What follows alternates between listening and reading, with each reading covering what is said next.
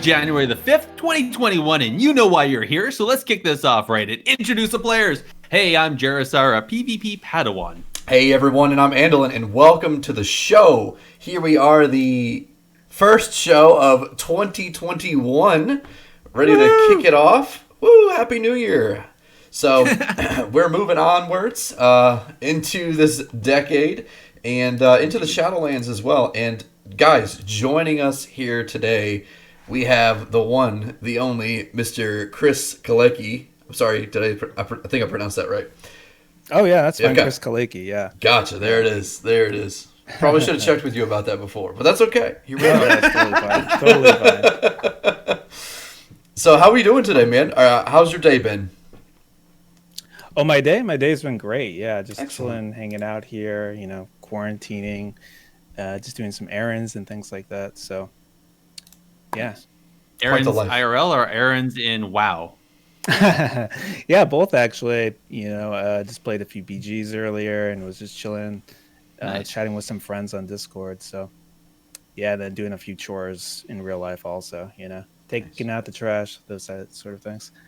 So you took out the trash in game and you took the trash took down out. my Christmas tree. Oh, wow. Yeah. You're ahead of the game. I still have to do that here. Oh, at my really? house. Yeah, I looked down the street and there was Christmas trees everywhere, lining the road. So Nice. Fair enough. Yeah, I need fair to do enough. the Christmas lights. That's what I need to do this week. So, Oh, yeah. I still have the ones up on the gutter, but I'm like, it's cold outside. I don't want to go outside. yeah, exactly. I know. Yeah, it's like, they won't notice. It's still January. Yeah, I'm up in Canada though. It actually is cold. Wait, so Chris, you're down in SoCal, and Andallyn, you're down in southern states as well. What are you talking about cold? Well, I mean, that's cold for us, man. Hey, don't joke about 40 Fahrenheit, man. That's, oof. I ain't got time for that. when it gets like 70 degrees, I start to get cold. So Yeah, get your blankets. Yeah, absolutely. Yeah. BlizzCon's always a bit of a shock to my body. I'll just say that. A good shock, though, right? Oh, yes. Yes. Yeah, it's always so crazy. It's just it's usually in winter or fall, and it's still really warm down here. Yes, it's so wonderful when you're coming from not so warm places. Yeah, Chris, just how long have you been living in SoCal anyway? How long? since I got the job at Blizzard, actually, so 13 years or so. Okay. Since 2007. Yeah, I've lived in a couple different cities here, and Irvine for a while, and Costa Mesa, and I think maybe just a couple. I forget where else. What other city did I live in? Yeah. So. All right. Yeah, I like it down here. I used to live in Northern California. That's where I'm from. So the Bay Area. Okay. And so, yeah, I do like. Everyone always asks if I prefer SoCal or NorCal.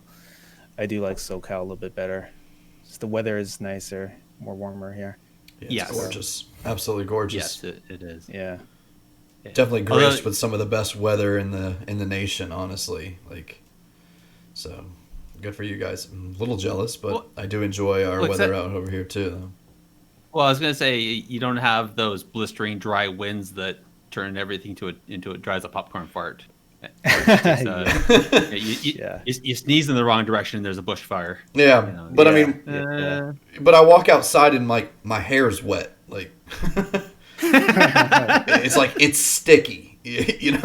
That's yes. So yeah. Giant I have some swamp. friends who are from Florida, and they always tell me about that. Yeah. That seems weird to me. I'm not gonna lie. Yeah. All right. Well, cool. So went from Northern California to Southern California and traveled a few other places in between. But as we know, you just finished your tenure, if you will, at Blizzard. You moved on to bigger and better things. Any hints there where it's going on? Or are you going to become a 30 under 30 and retiree now? What's yeah, I mean, I don't have anything to really announce just yet. I'm still, it's kind of like what I said in the video, which is, I'm still what I want to do with the remainder of my career is to work on games, is to work on virtual worlds.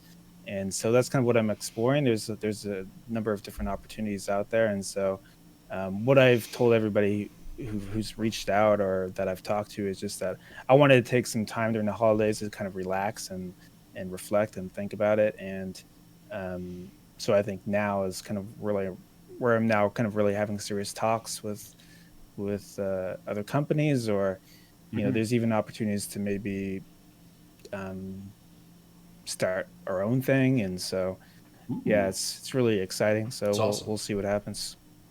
awesome. Well, all the best to you for that. That Yeah. sounds starting something new is always kind of scary yet exciting. Mm. It's that. Oh yeah, totally. It's interesting. You see a lot of startups and a lot of um, companies started from developers from Blizzard or Riot or Epic or other smaller companies, and so I think that's very exciting. I think that's I think looking back, it would have been more fun to. It may have made more sense to do that in the beginning of my career rather than going straight to Blizzard, which is such a kind of massive juggernaut company, Hmm. Sure. to work on something smaller. So yeah, we'll see what happens, but that's kind of where I'm at right now. Cool. Very I nice. like it. Well, I'm gonna have to ask you the question. We ask everybody this because Okay. we kind of have to. But normally we talk about what we've been doing, we've been up to the last 2 weeks since the last show. So in game IRL, Chris, what have you been grinding out, IRL or in game? Well, I mean, the last 2 weeks, right, were just kind of the holidays, and so I think really for me, I was visiting my family, my brother and sister, and in Northern California, my brother and sister both work in. Uh, my brother's a nurse, and my sister's a vet, so Oh, they're nice. both getting like the uh, the the vaccine and everything, and so they're all quarantined Wow. up there, and so I hung out with them a little bit, and that was fun. It's fun to see my niece and nephew, who are both like two or so. Oh, Um, nice. yeah, Very so good. that's what I mainly did, and yeah, just been kind of relaxing, just enjoyed the Mandalorian. Was Yeah. really For exciting. I really real. love that show. Yeah, I have this like kind of like post um, season kind of blues, just can't wait for the Yeah. next season.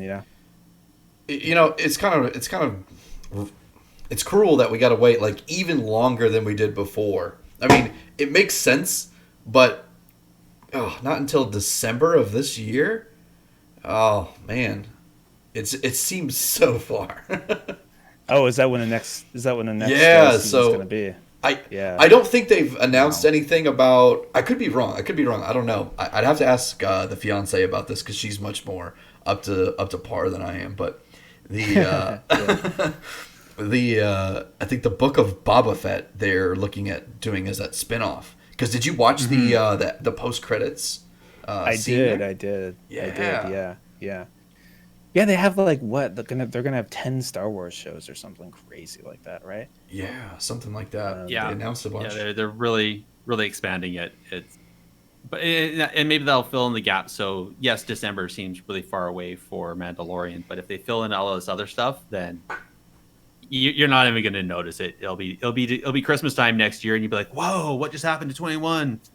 It's so yeah, yeah. It's we'll see. it's funny because some friend of mine was just saying, "Yeah, just did you hear about the Droid show?" I'm like, "Oh, you're just screwing with me." And I was like, "No, there actually is a Droid TV show that they're gonna do just for about the droids." It's like, oh my gosh. Wow. That's But crazy. yeah, I'm a huge Star Wars fan, of course, and so more Star Wars in the vein of Mandalorian. I'm excited for. So Yeah, I think it's Fair. it's taking a good turn here.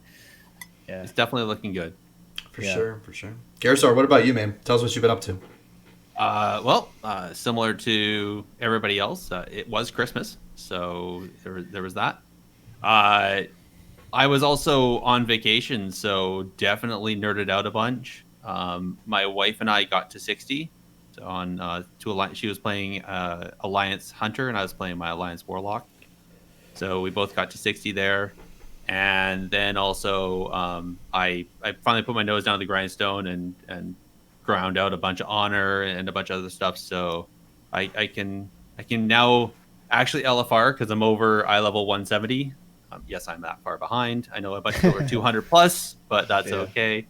And then just getting back into a bunch of other things. The auxiliary guild that I'm in, they've been doing RBGs, and then some arena gameplay is picked up just out of the guild chat as well. So that's been fun, and they're always streaming in the guild chat. They're always sharing through in the channel there. So if I'm not playing, I can at least live vicariously through watching others when they actually do well.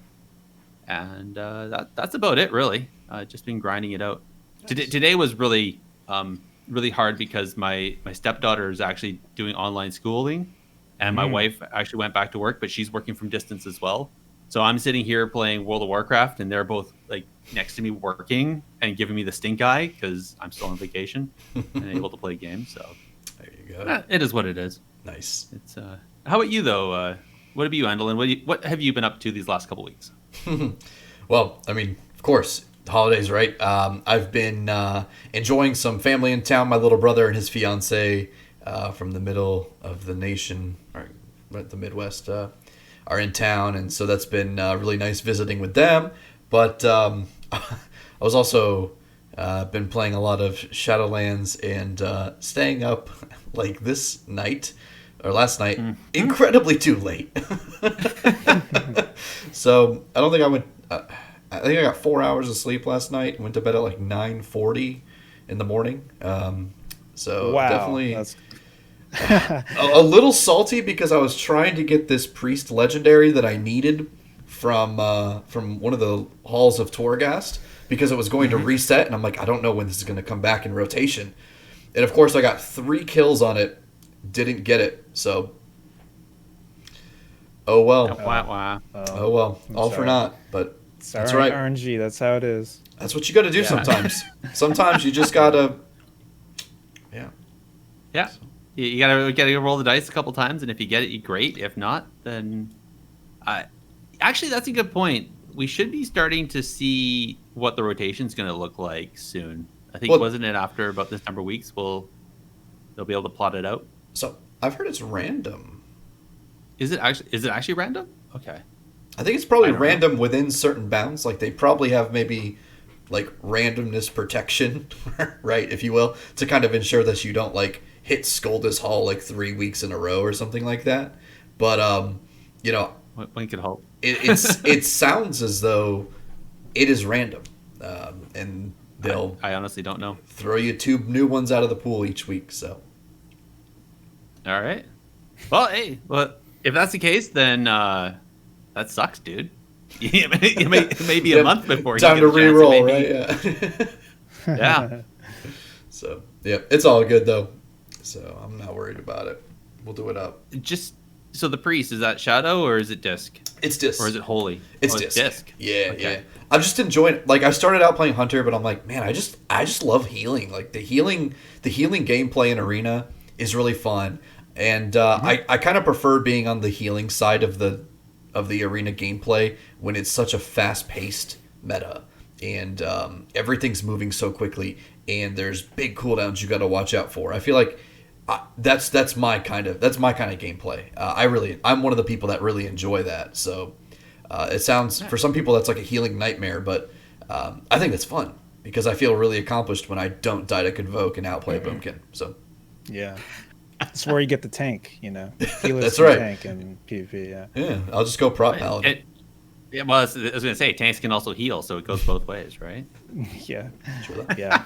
I'm the same way. I've always played healers. I always love playing healers, PvP, PvE, everything. So I do enjoy it. I like the gameplay of trying to kite someone around while also keeping my allies alive, you know.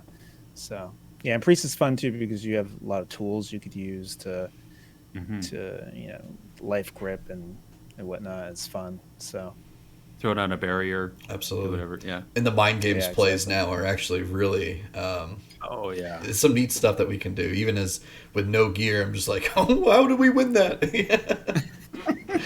yeah. So yeah. But yeah. actually, you didn't. Your covenant. true. Thanks, Venti. I appreciate it. Here's some anime. Quick question, Chris. What's Yeah. your favorite healer to play then? Actually, I'm going to make Yeah. this broader spectrum, not just Shadowlands. Out of all of the expansions, what was your favorite version of healer to play? Good question. Um, I mean, I think it's probably the Mistweaver Monk, just Mhm. because, and probably in MOP, I think. Um, That was a really good uh, iteration. yeah, yeah, and so mainly because I pretty much designed it for myself for what I thought was fun, and so of course it's Yep. gonna feel the best for me. But I also really love Priest, and I played a shaman for a little bit too, and that's always fun to just use the brain heal, as they say. Chain heal is really really fun in raids, and so Hmm. atonement on Disc Priest too is a lot of fun. You talk about Yeah, Disc Priest. Yeah, atonement was a spell that I made as well. cool. So um, yeah, yeah. So I would say Mistweaver. Yeah. All right. Nice. Yeah. Well, and that makes sense. If you had a big part in designing it, and it was more of like the stuff that you like, then yeah, you. Yeah, yeah. I always I love my original class I played in Classic into BC was a Druid. So I played a Resto Druid. And so that's what I'm playing in Classic today too, is a Resto Druid. And so I really Nice. love Resto Druid too. Hots are so fun, Hmm. and uh and down ranking healing touch, I suppose. But and so yeah, I have a soft spot for them all really. The only one I never really played that much was Paladin. Okay. Um Paladin healer, but yeah, I remember I played it once, and I always had this in arena, and I always had this idea of the paladin, just like, well, the paladin's the one who does the bigger, chunkier heals. And Hmm. I think I was playing him in Kata, or maybe it was, I forgot, but or maybe it was Warlords or something. But really, I was surprised that a lot of the heal spells are more instant. I think they've Yeah. turned more kind of a lot of instant cast spells rather than being having the strong cast time, chunkier tank heals, right? Hmm. And so yeah, I suppose they're more similar to the other healers at this point, but uh I, like that I was. more in Classic and probably BC. I remember playing. I had a paladin. I switched over to holy for a while. I think it was during the same like kata ish, Yeah, and it was all you beacon the off tank, and you just start dropping heals onto the main tank, and the rest of the raid just took care of itself basically, and you keep everybody alive. And it was pretty big chunky heals, but I think then they moved on to the whole the spend to make the pool for the glories, and then you could yeah, do with some holy pretty power, crazy. right? Yeah. Yeah, the holy power. That got a little. It started feeling a lot like a lot of the other healers. So I was Yeah. like, eh. Yeah, I think with holy power, it was kind of a resource that you build up and you spend, Yep. right? And the holy or word of glory was instant, and in PVE that feels fine, the tempo, but in PvP I think a lot of it was just kind of you're fishing for the word of glories. You're just running around using instants to build Sure. for word of glories, and so a lot of it turned into instants, right? Yeah. And so I think PvP balance always gets challenging when the healer is mostly casting instants, right? Um, Yeah. so You can't really juke or kick somebody when all you have is instant cast. It's like, yeah, I think what's fun about a lot of fun about WoW PvP is, and what's unique about the game is that it has cast times, Mhm. and I think that adds a lot of depth to the gameplay of finding opportunities to get a really strong heal that's a cast time in there. I think that always feels good to the player, like, wow, I got that in that while he was being kited or around the corner or whatever. And so I think it's always important for the gameplay to make sure the cast time spells are powerful and fun. Yeah. um I understand. Yeah. Definitely. Very good. Yeah, Can't disagree. I can Yeah. agree. I really did love the Mistweaver, and especially Mista Pandaria as well. I can't remember if I was playing it hardcore more so in Mista Pandaria, or if it was in Kata. But either way, it was you were so slippery.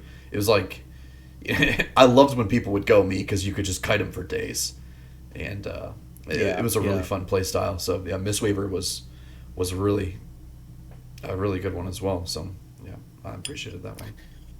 Yeah. I think Mistweaver actually really hasn't changed very much since it first came out. I mean, it changed a little bit. Just I think fist weaving was kind of Yeah, um, the the biggest like power was reduced a iteration. bit.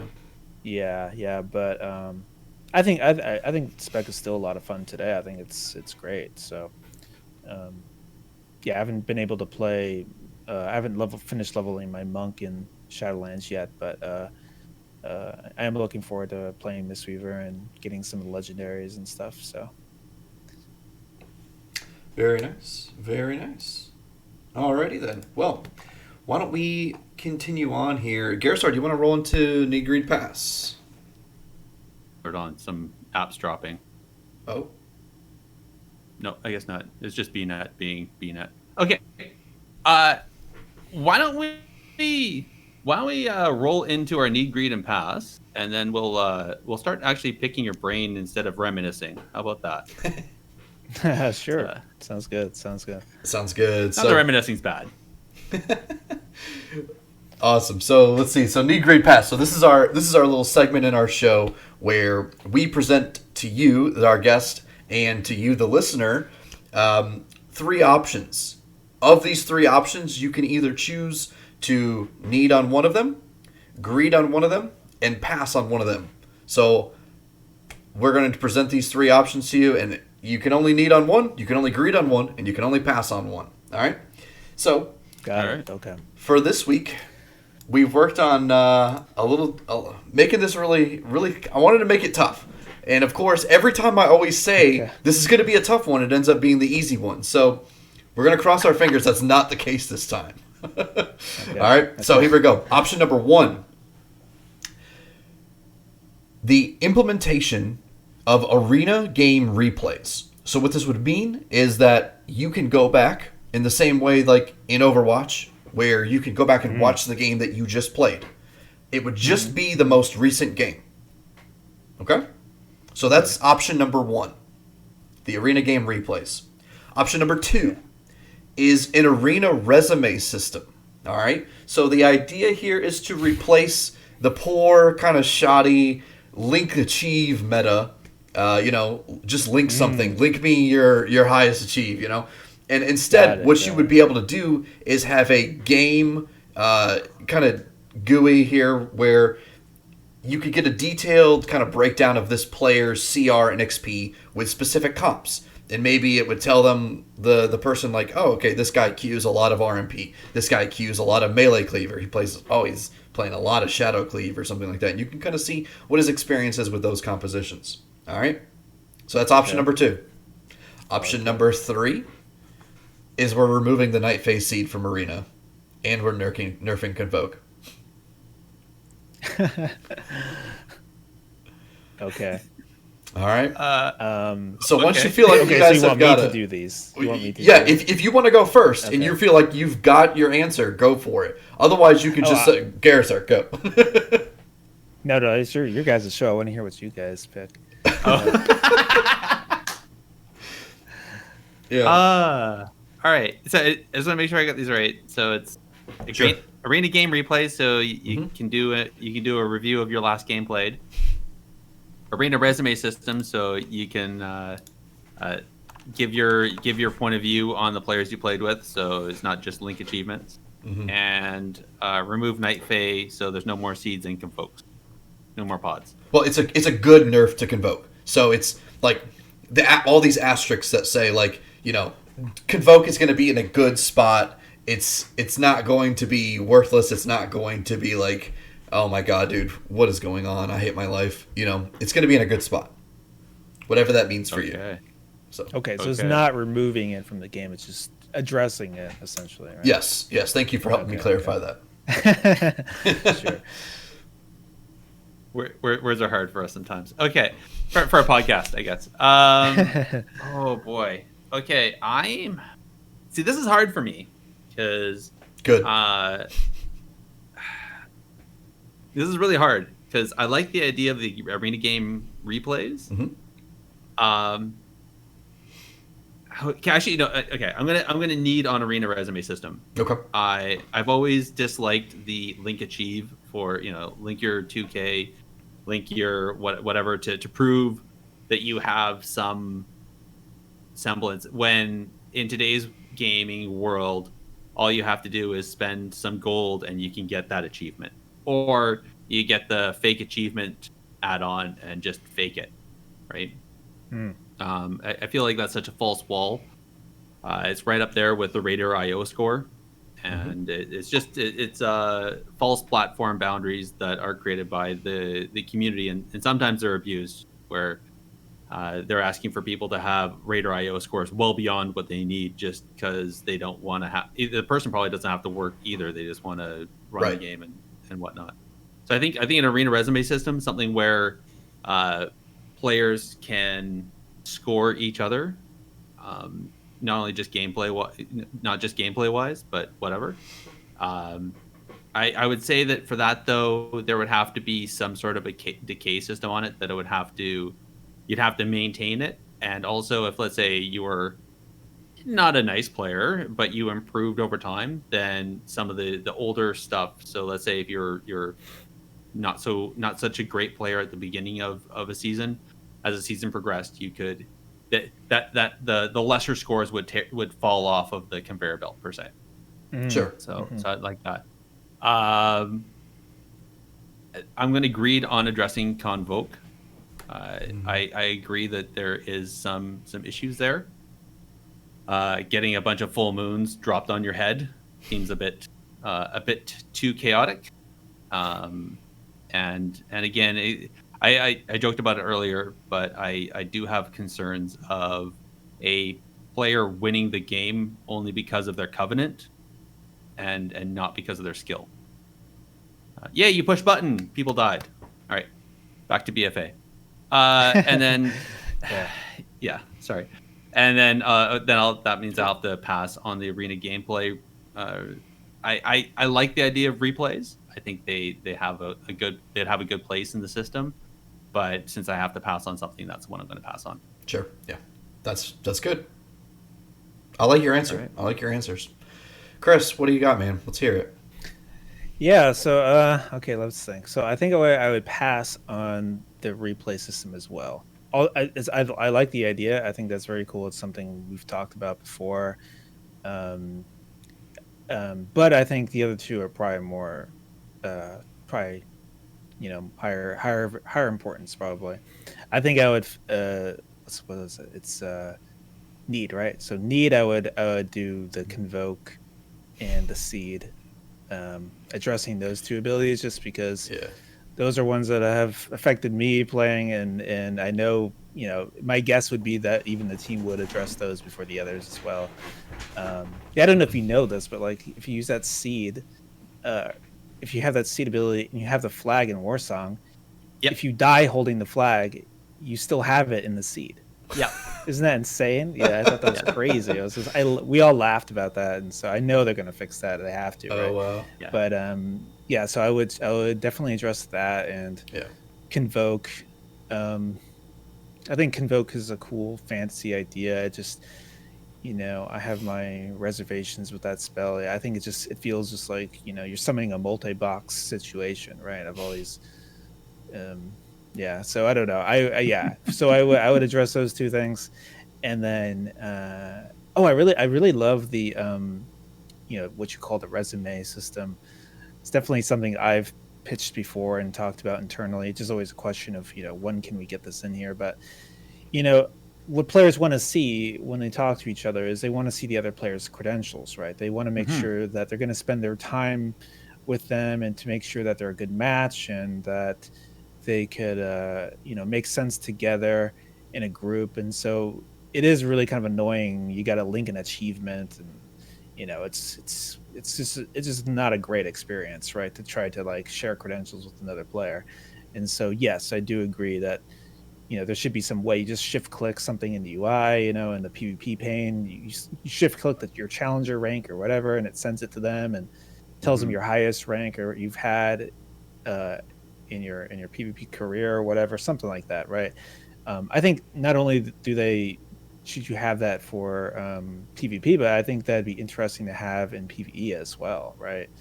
Um, and I know like players having some credentials and players asking for certain credentials in their groups, people, it's a contentious thing, but it's kind of how the game is and how players have always kind of played the game. And so I think making that more harder for the player to do is not really the right way to do it. I think the game could if I feel like players wouldn't use external mods and things like Raider IO or more hardcore things if the game gave them an option inside of it, that was more what's the word? I don't know, more conducive to players of different skill levels or whatever, right? So good point. Yeah. Gotcha. So that's my ranking there. All right. Andallyn. Very good. I'm gonna need on the arena resume system as well. And see, but there's a stipulation I feel like there to that. Kind of following in that same vein. I think that there's a good side and a bad side to the whole meta of having, like you mentioned, Gerissar, people want to just say, okay, well, I need you to have this big IO score for this +2 because, we want to just get through this. We want to speed clear, and that's all fine and dandy. And I think that, like you mentioned, Chris, if that's how players are going to play the game, it makes sense from a game design perspective, I would imagine, that you don't want to make that harder for the players, like you mentioned. If they're going to play like that, they intend to play like that. But that being said, I like the idea of being able to have a better perspective or a better, like, some kind of look into this person's character. So, like, I kind of grew up playing games like EverQuest. I played EverQuest and Dark Age of Camelot. What I really liked about EverQuest was how players, a lot of them would actually put, like, bios together. They would write, like, the backstory for their character and a lot of things like that.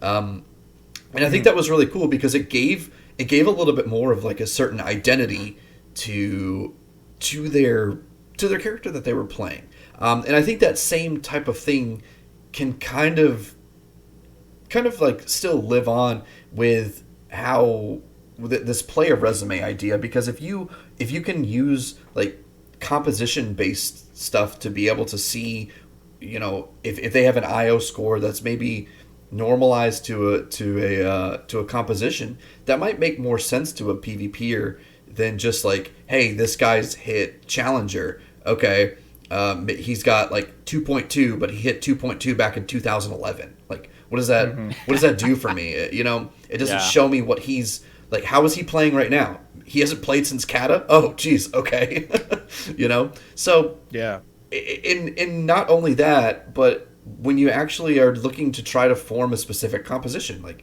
if I'm looking to try to play as a hunter, I want to play jungle, I want to play KFC, I want to play maybe thug, and try and work with these different comps. I might be able to filter through players who have played these types of compositions or routinely play these types of compositions. I think that would be a really cool way for the player to interact, kind of with the game a little bit, but the game facilitating, like, bringing the players who are looking for the other players together rather than just hoping they sit in LFG long enough to where they eventually cross paths. So that's a really roundabout way of saying I think that'd be a cool greet, or a cool need. So I'm gonna read on the arena gameplay replays.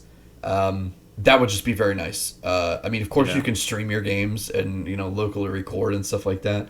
But it'd just be so much more convenient to be able to sit there with your friend and be like, yo, look, dude, you did still have cloak. Let me show you, or something like that. Just to be like, oh, man, you're right. And kind of analyze your own gameplay, which I think if I'm not going to go down a side topic, but I think being able to have types of aspects of the game that encourage you to analyze your gameplay, I think is really good for the game, because it kind of drives and forces the player to be somewhat inward, to say, maybe did I mess up?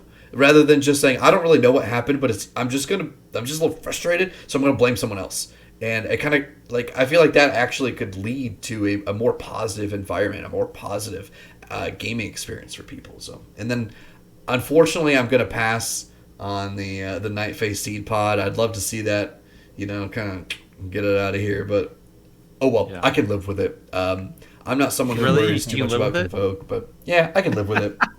As a healer, it's not my problem.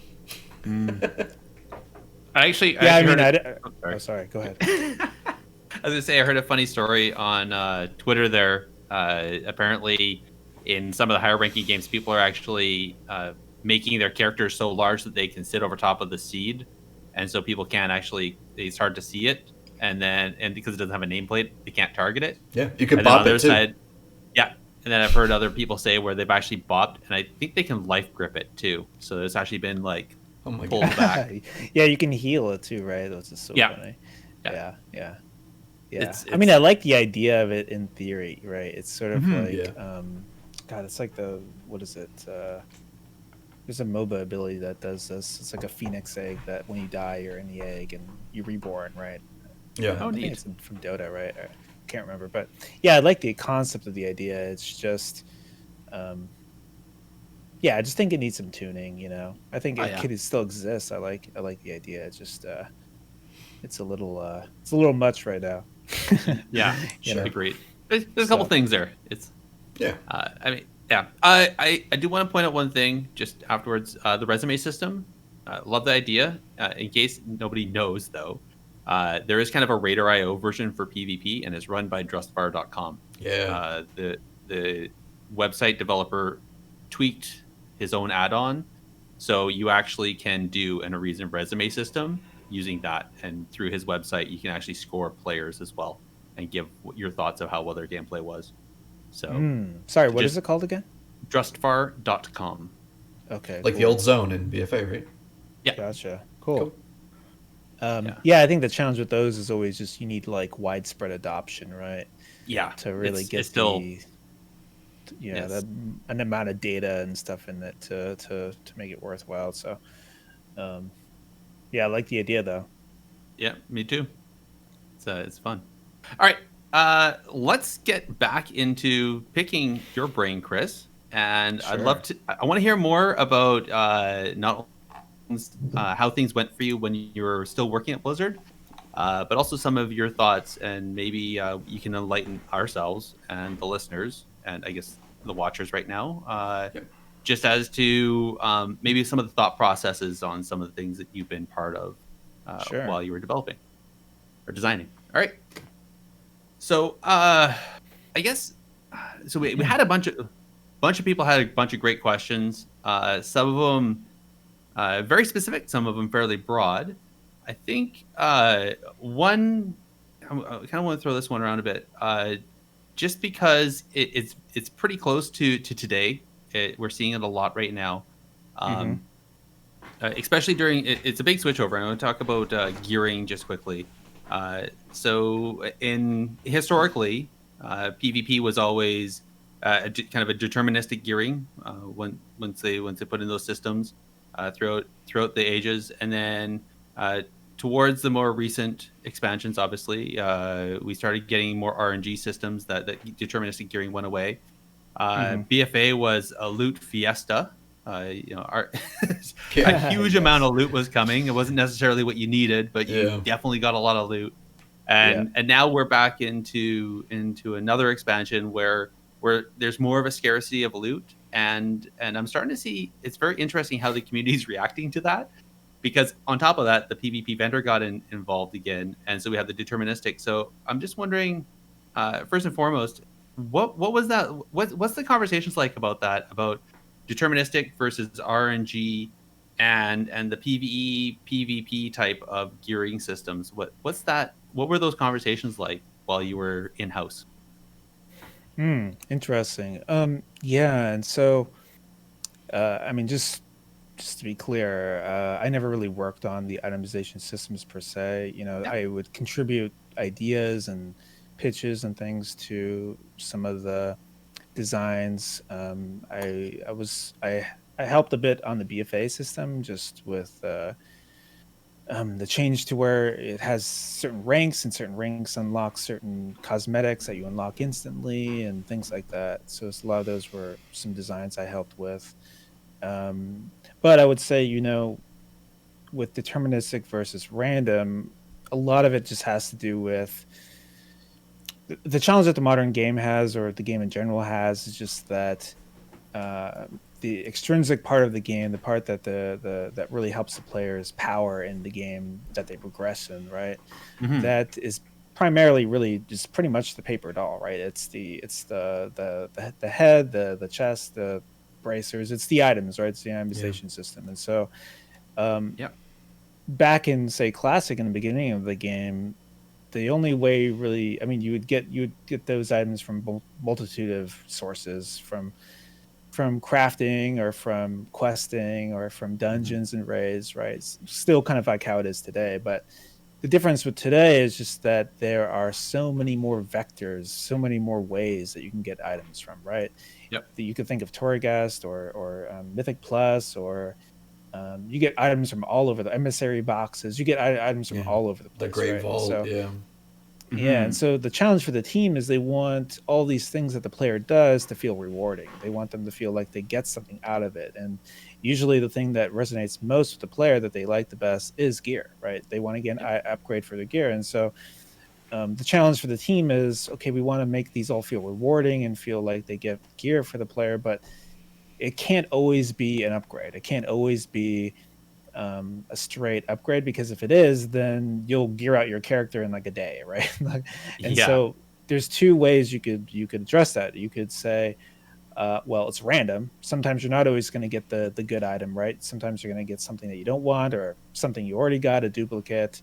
Um, or the other way you do it is something kind of what Lich King did, which is that they break the item apart into a currency, which is like say badges, right, or something like that. And so it's still deterministic, and you could still, every a lot of the different things you do in the game matter, and it feels like you're not wasting your time. I did that thing. I got some badges that I'm Hmm. using to save up for an item that I want, right? Kind of, which is like what PvP itemization traditionally is, and it's kind of what it is today, right? In Yeah. Shadowlands, is that you get conquests and you spend that conquest on a piece of gear, right? And of course, it's always going to feel good to players because um, um, at least at least mindfully in their mind they might like it. But I think in hindsight, what a lot of the developers thought about pure badge systems is just that it makes the game kind of feel a little soulless when you kill bosses and they just drop badges all the time. You don't get these cool kind of events where, like, oh my god, I got this cool sword, I got this cool axe, or whatever it is from a boss, right? I think a lot of the happy moments in the game is getting a cool item from an encounter or whatever it is, right? And so I think there was a reluctance to just kind of turn everything to be deterministic, sort of just collect badges, and it kind of feels like a mobile game or something at that point, right? Yeah. And Yeah. so I think these are sort of the things going through the developers' heads when they're creating these systems. And so that said, I think the feeling among the team, among the players, among a lot of people was just that BFA was a little too random. It was a little too much, like you said, you just get flooded with loot. A lot of times it was side grades, duplicates, things you didn't really care about. Hmm. There's so many permutations of Azerite uh, gear and things like that. So I think they conceded that, oh, that was going too far.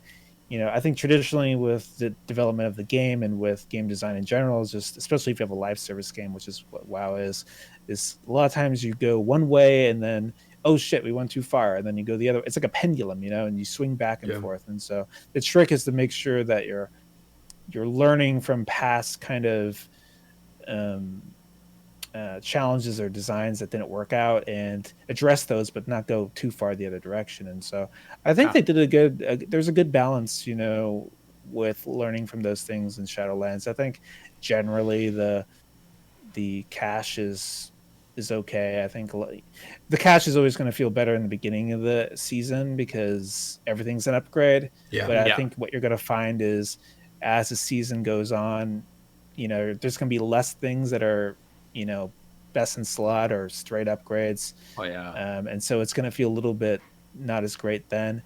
But it's a really big challenge to make all these different features in the game feel rewarding and good, and that you're really worth your time, while at the same time not making each of the individual rewards feel just kind of not great, right? And so Yeah. yeah, that's kind of how it's yeah. Nice. I can totally relate to you because I remember running Karazhan, I don't know how many times, just to get enough badges to go and buy that one piece of gear from the vendor. And Mm-hmm. while, yes, it felt rewarding to get some badges, running Yeah. the same dungeon raid over and over and over again just to get, I can't remember how many crazy, I think it was like thousands of badges to get yourself out. It was just, yeah, you got pretty tired of running that same raid over and over. It's no different than running. At least with a mythic dungeon, you're getting more gear, but and with the affixes, it gets more difficult and adds some new nuances there. Hmm. But which is better than just running a heroic version of a dungeon for the 100th time because your RNG has just been crap, and you're looking for that one piece of gear because it's best in slot for whatever reason. So Yeah. no, I can relate to that. Yeah, yeah. I'm curious what your guys' thoughts are. How do you feel compare it to BFA or to the other expansions, the current itemization system or the progression system? What do you guys? How do you guys feel about it?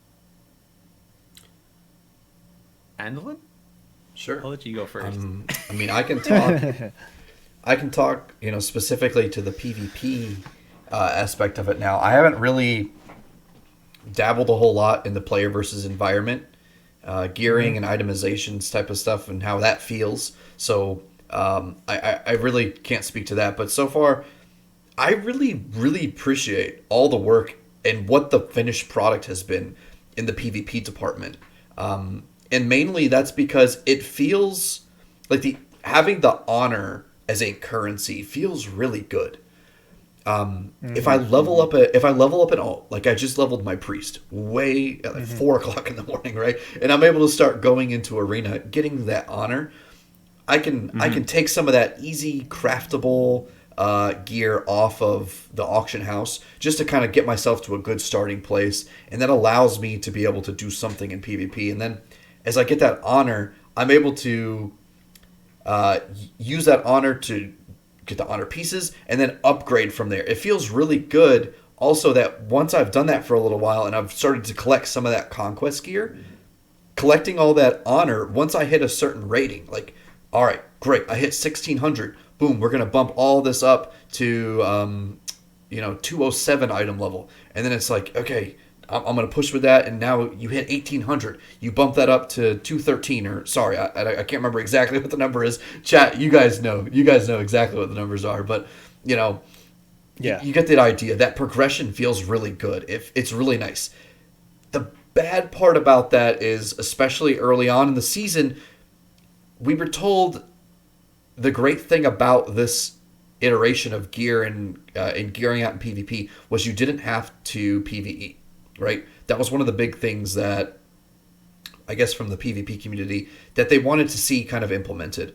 And I think there was maybe a little bit of a disconnection there, because at the same time, if you wanted to have the raw stats, which are going to be king in PvP, you needed to do some Mythic Plus. You needed to use all the avenues other than just PvP to get to be able to have the best gear to walk into the arena with. And so there was a little bit of a confusion, I think, that I saw in that regard. But it makes sense, and you should be rewarded for playing all aspects of the game. But I think my only what I would have liked to have seen, again, I think the system right now is really good. I would have liked to have seen where PvP could have given out the same amount of gear as Mythic Plus, so much so that, like, you didn't have to do some Mythic Plus to just stay afloat. Like if you were able to push up to a high rating in PvP, you could get that item level to be high enough. But if you were floating around 16, 1800, maybe 1900, you were missing out. By the Mythic Plus became much lower hanging fruit, so to speak. And you had to be able to do that in order to stay above the item level curve. So that's really just my thoughts about, like, currently how that looks. But Gerissar, what do you think, man?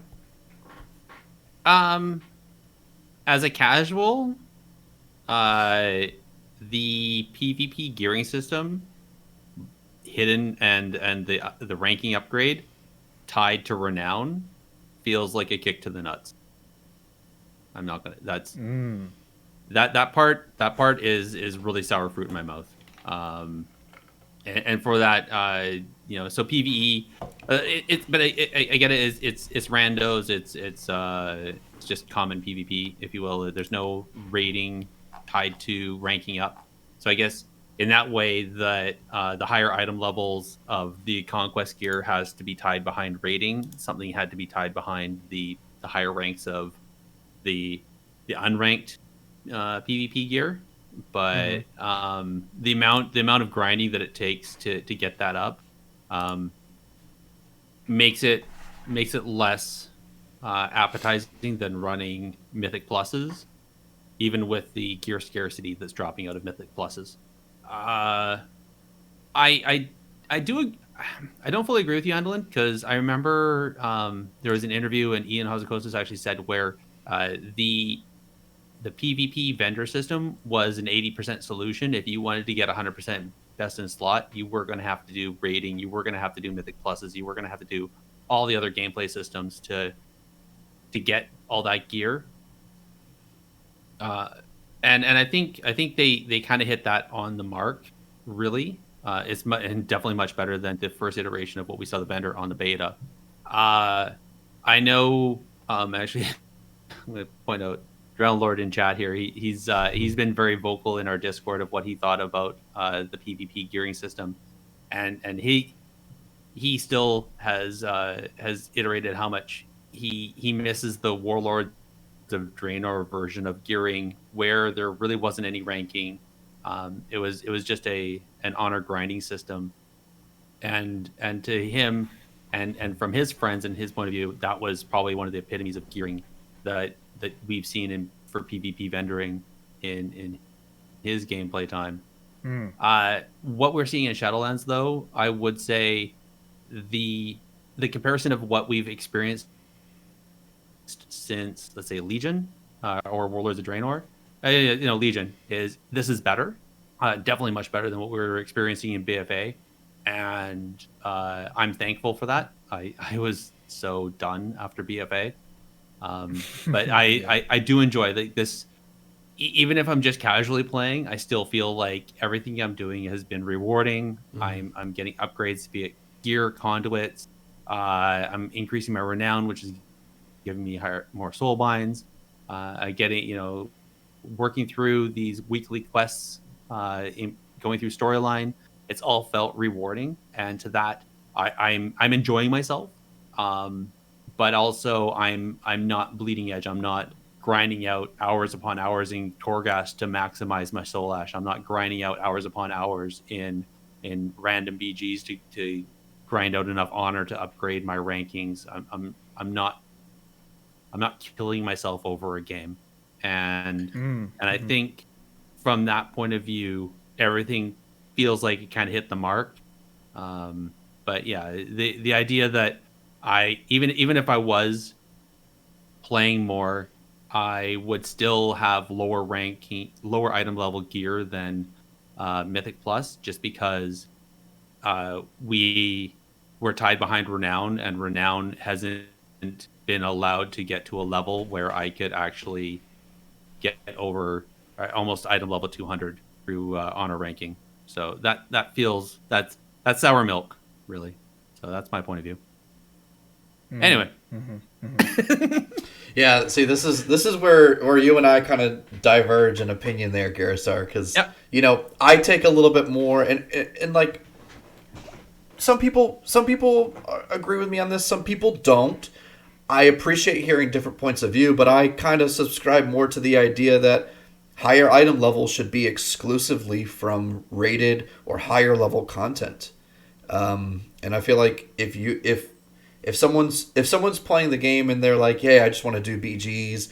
I just, and that's what I enjoy, and that's my thing," then they should get BG gear. And that, like, I feel like it's not right for for there to be a certain expectation that, hey, how come I don't have mythic, raid tier gear Oh, as someone who just does, that's not what I said.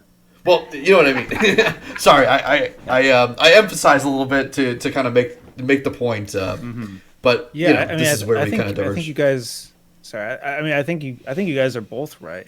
Which is just that, yeah, certainly, kind of the best gear should be sort of reserved for kind of, um, to players who are able to defeat the highest difficulty things in the game, which is really mythic raid bosses or high ranks in arena, right? Hmm. Yeah. But I also think it's true also that it doesn't feel good for a player where they have a progression path of what they're trying to improve their gear and trying to unlock new things and progress, and then they just stop, right? It's just like I can't progress anymore. Okay, what do I do? And so I think both of those things are important, and it's important for the game to be able to make sure that even for a casual, I hate the word casual, right? Because whatever, you could be a casual hardcore player as well, Yeah. Yeah. but for the type of player who's unable to say get 2300 ranking, to be able to keep progressing their gear and feel like they're making progress, right? Like that's what the game's supposed to be about. And so there's ways to do that. It's very hard to do that. It's hard to create progression paths for every type of, because there's so many types Oh of yeah. players who play WoW, Yeah. right? um but that's kind of the goal. That's kind of like the North Star that the team should be trying to design for. Right. Yeah. For sure. But yeah. I think we should have a gear progression system through pet battles thing. Yeah. I don't even know. Yeah. There might even be one. Yeah. No. I'm sure Feasel- There isn't. Wow. yeah. Spoiler Yeah, alert. yeah. Yeah, I'm sure Feasel would love that. Yeah. All right. Can I ask one That was question? huge. Let me ask one question here, Chris. I kind of like to hear. I saw we have Stoops is over in our chat too. Stoops did a really good job. I thought, hey man, how's it going? Thanks for coming on our show a couple months ago. But he made some really good videos and put out some really good content, and really did a great job articulating what we kind of wanted to see, in putting some really positive feedback together to kind of help other people realize, yeah, that makes a lot of sense. And I thought one of the best things he talked about was how there was that progression of gear, where in the same way that you would do Mythic Plus to gear out to be able to go into the raid, the same way you would do Battlegrounds to gear up for the arena. I'm kind of curious, what kind of is that kind of how the team is kind of seeing and intending that type of gearing progression to work, or do they see gearing progression as more so being affected by different factors, like maybe we want it to take you about like 6 weeks to gear, or being more of like a time gated thing, or rather than just like if that makes sense. What other kind of factors are they looking at, if any? Yeah, I mean, I think that's a good story to have in the game, which is just basically, you level up, you get gear from quest rewards, from different objectives in the world as a player, and then eventually you go into dungeons and you defeat creatures there, and then eventually you move into raids. And so it has this like kind of cool player story of going from one system to another. And so certainly you always feel that in the expansion. I think that's where it always feels best, is like in the beginning of the expansion, you're doing a variety of different things. It feels like you're going through this journey, right? It's harder to do that. I think the expansions do this less well, or sorry, the seasons do this less well than an expansion does, right? Yeah. I wouldn't say that the goal is necessarily that say in the beginning of a season that you do battlegrounds, and then you eventually progress into arenas and that sort of thing. I think that ends up happening though, because usually in the beginning of a season, the rated play is not even open yet, and so a lot of the kind of grind is you do battlegrounds. Where it becomes challenging is, we would like to think about players being more holistic and like they like all parts of the game. And PvPers they like battlegrounds, they like arenas, they like epic battlegrounds, whatever. But as we know, some players prefer some content over another. And when you make an arena player have to do random battlegrounds or rated battlegrounds, they get kind of grumpy about that, right? And so it depends on what the vision of the game is. Is it supposed to be that they all do these variety of things and that's how it's supposed to be, or is it more of like pick and choose what you want to do and there's a progression path for each of them? And so I think the game always dances between both of those ideas, right? Yeah. Sometimes they're like, yes, we want everybody to do everything and that's the best way to play the game, and sometimes they're like, oh, it seems like players get really grumpy about that, so let's not do that. And so I think it's up to the players to really be vocal about what they want from the game, right? And is that really what we want from the game, is to have a sort of progression story where you go from battlegrounds to arenas or something? Because I'm sure there's battleground players who do RPGs and whatnot. I was just watching some 3K rated RPG stream a friend of mine linked me the other night. I'm not sure they would really feel like BGs are a stepping stone to arenas. I feel like they would think Sure. it's a system and has depth and has a progression system in itself, Totally. right? And so Yeah. it's a challenging question to. I don't think there's a right answer to that, right? And it's up to the leadership of the team to really make that call. But Well, let's stop talking about gear. Let's stop. I think we've done a great job on that. Yeah. Sorry. I would love to pick your brain a bit more on classes and specs, if we can kind of shift over to that Sure. way. And this one's going to be tongue in cheek a little bit, but why is Rogue Mage X always such strong? Like, is there some? Did you guys sit down at the table and say, okay, we have to make one threes comp, and it's always going to be amazing? It's going to be. And did you guys roll dice and say Rogue and Mage, and that's who won? Or okay, that's tongue in cheek. I'm being funny. Yeah. No. I really want to know though. There seems to be always, as the PvP seasons have gone through, there always seems to be the flavor of the month. There always seems to be this one spec that is better than, or just easier to play. And there was a suspicion, and I'm not sure if you can answer this or not, but there's a suspicion a while ago that I want to say this was around Legion, or maybe a little bit before that, but flavor of the months would start cycling, and it was almost like it forced players to pay for boosts to get that next flavor of the month up. It's like the Chinese calendar. Yeah, kind of. But this is the year of the druid. I'm just getting curious. The real question though is what's the conversations like when you guys sit down and say, okay, this spec is having a problem, let's look at it, let's revamp it, and can you take us through what that kind of looks like? Because I know you had a good part to what it sounds like you had a good part to a lot of the redesigns of some of the classes that we've come to love over the time.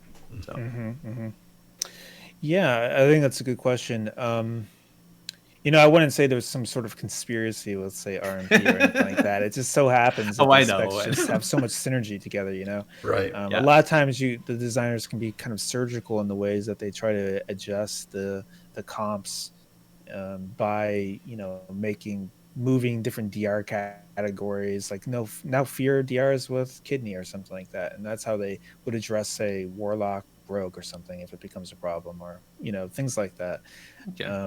And so I think, unfortunately, I think one of the realities in the game is just that WoW is predominantly more of a PvE game, right? PvP is kind of a smaller part to it.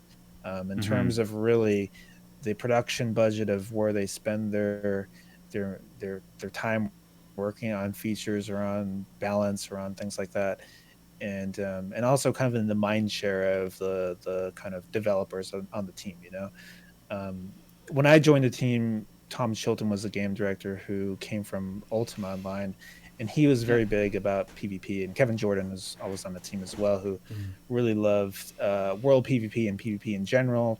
Tom Chilton was the one who created kind of the arena system and rated battleground system and things like that. And so it's and so really kind of the focus is not so much on PvP really, but and so a lot of times I think what the players think about a lot of the specs and things like this or comps is that they're sort of like engineered, like, oh, we're gonna these specs are supposed to work together, or this comp is supposed to be the comp. Really, it's just kind of you design all the classes to be fun and have depth and be interesting, and if you can, to create some cross class, cross spec synergies, and then it kind of organically happens, right? Okay. And so that's just kind of how it is.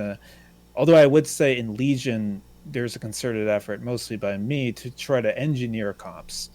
And that was done through the PvP talent system, right? Okay. I was trying to engineer certain comps and synergies that would work together through that system. But generally, generally it's not so premeditated, I would say, in terms of what comps or specs or things are strong or weak. Generally, I think that's kind of sort of a weakness of the team. I think it would be in a better spot if they were more premeditated with it, right? If they were Yeah. more thinking before stuff happened, if what would be good or bad. But and so instead, they're a little more reactionary, right? Like they're like, well, this comp is tanks are destroying arena or something. Well, then they nerf the tank, right? Whereas Yeah. it would have been better to more think about that in the beginning before the season went live or whatever, to make sure that didn't happen. But in the grand scheme of things, making WoW is such a monster of a game, and there's so many moving parts, right? And so it's hard to test all these things in the beginning before it goes live. I think in the ideal world, every comp would be tested, every synergy would be, surgically looked at, but with the current team size of on the game and how big the game is and whatever, it's just not really the reality. And so QA would probably take another 6 months just trying to test out all the comps. Exactly, yeah. And it's not to say that there isn't people who want to do these things, or that people aren't doing them. Certainly they are. It's just it may not be enough energy and focus that, say, a lot of hardcore arena or PvP players would like, or even that I would like. But it's just sort of the reality of the game and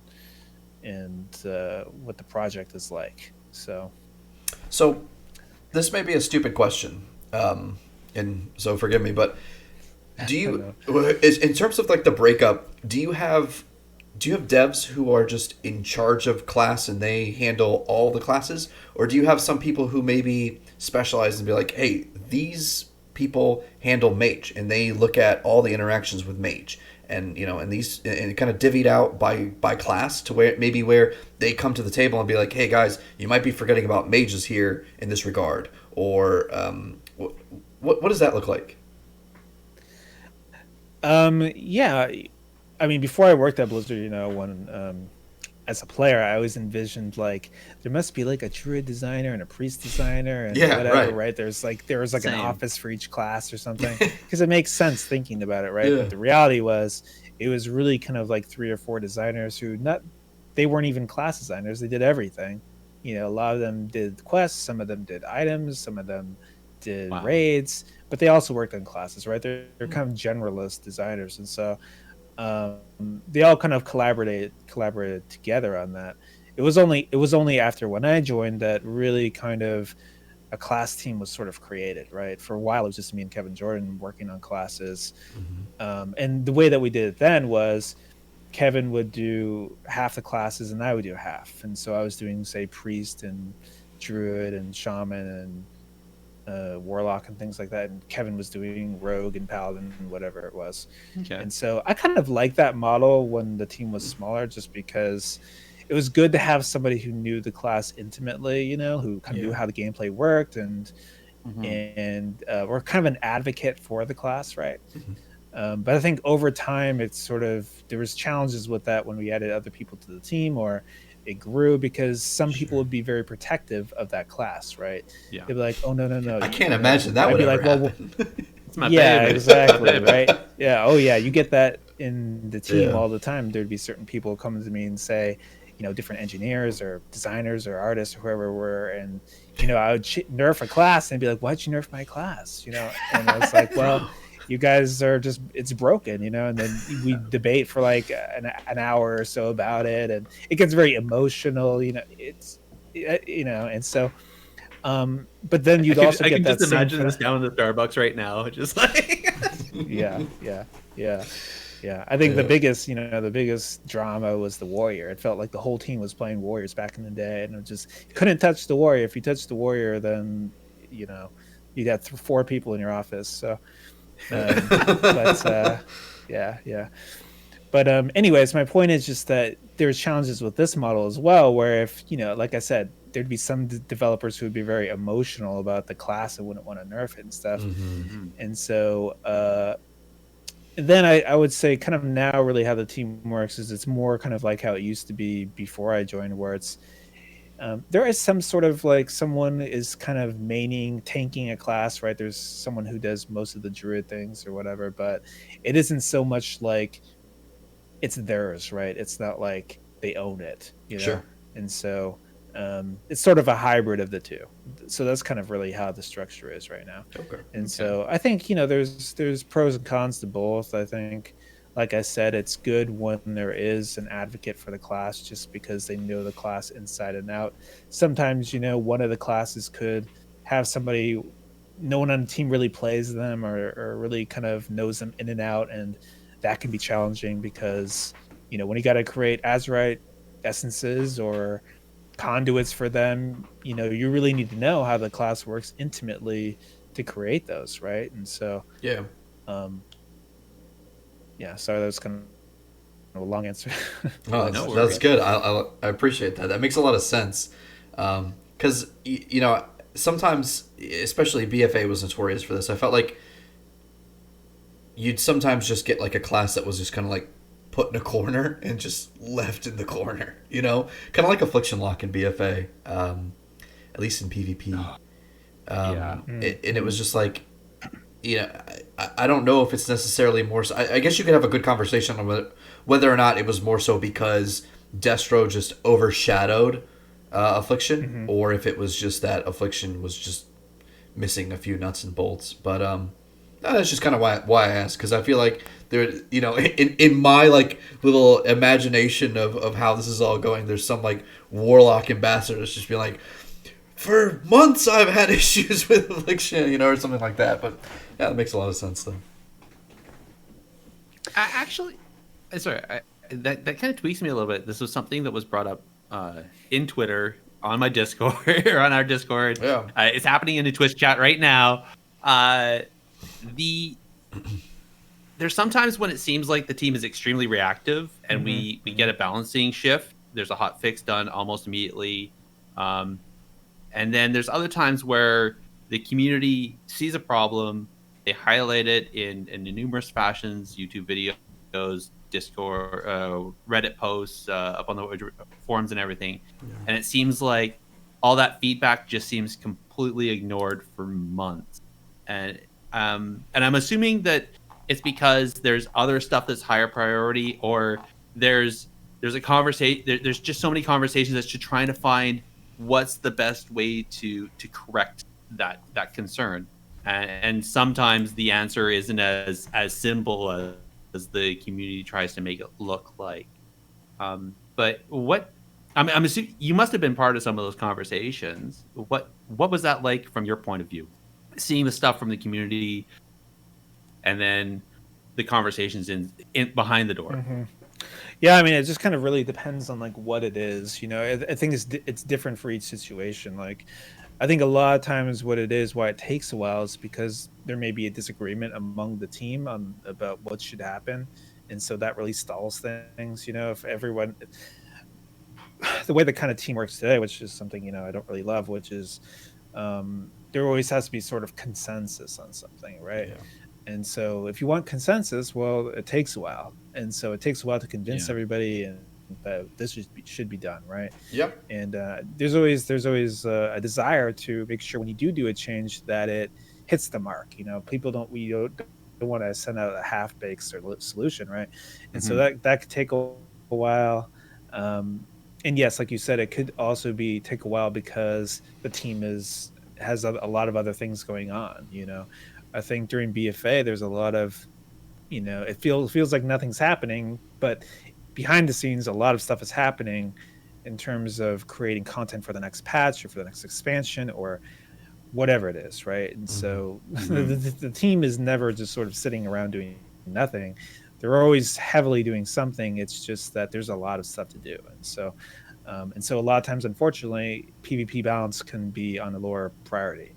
Um, I think where you see usually a lot of energy spent on it is usually when, say, things get really bad, or if it's before a tournament or something. Uh, so yeah, and so Hmm. I guess that's kind of what I would say about that. I guess. Okay. Hey, so did the tournaments or the esports take make a play into that, into the delays or the oh, this has to get fixed tomorrow because if it doesn't, the tournament's going to be really borked? I well, there are some situations where you want to make sure that you don't do too big of swing of changes right before a tournament Yeah. because if everyone has their comp and is practicing and ready to go, and then they get nerfed in half, it just it's not a great times there. So certainly, yeah, there's some certain sensitive timing when some changes are made. But I think that usually the tournaments are towards kind of say the end of a season. So usually most of the issues prop up at the beginning, and so I would say that usually doesn't really factor in that often, but it can for sure. Yeah. Okay. Interesting. Yeah, I remember oh shoot, I'm gonna get this wrong again. I think it was Legion, the first set of cups where the tank trinkets were involved, and then oh, what was it that happened? Then there's that PvP trinket, the maledict trinket Yep. had to get inputted just because I think that was some of the worst dampening we'd seen in Oh yeah. a arena tournament for I don't know how many years before that. I think we hit new highs. Yeah, So yeah, that was yeah.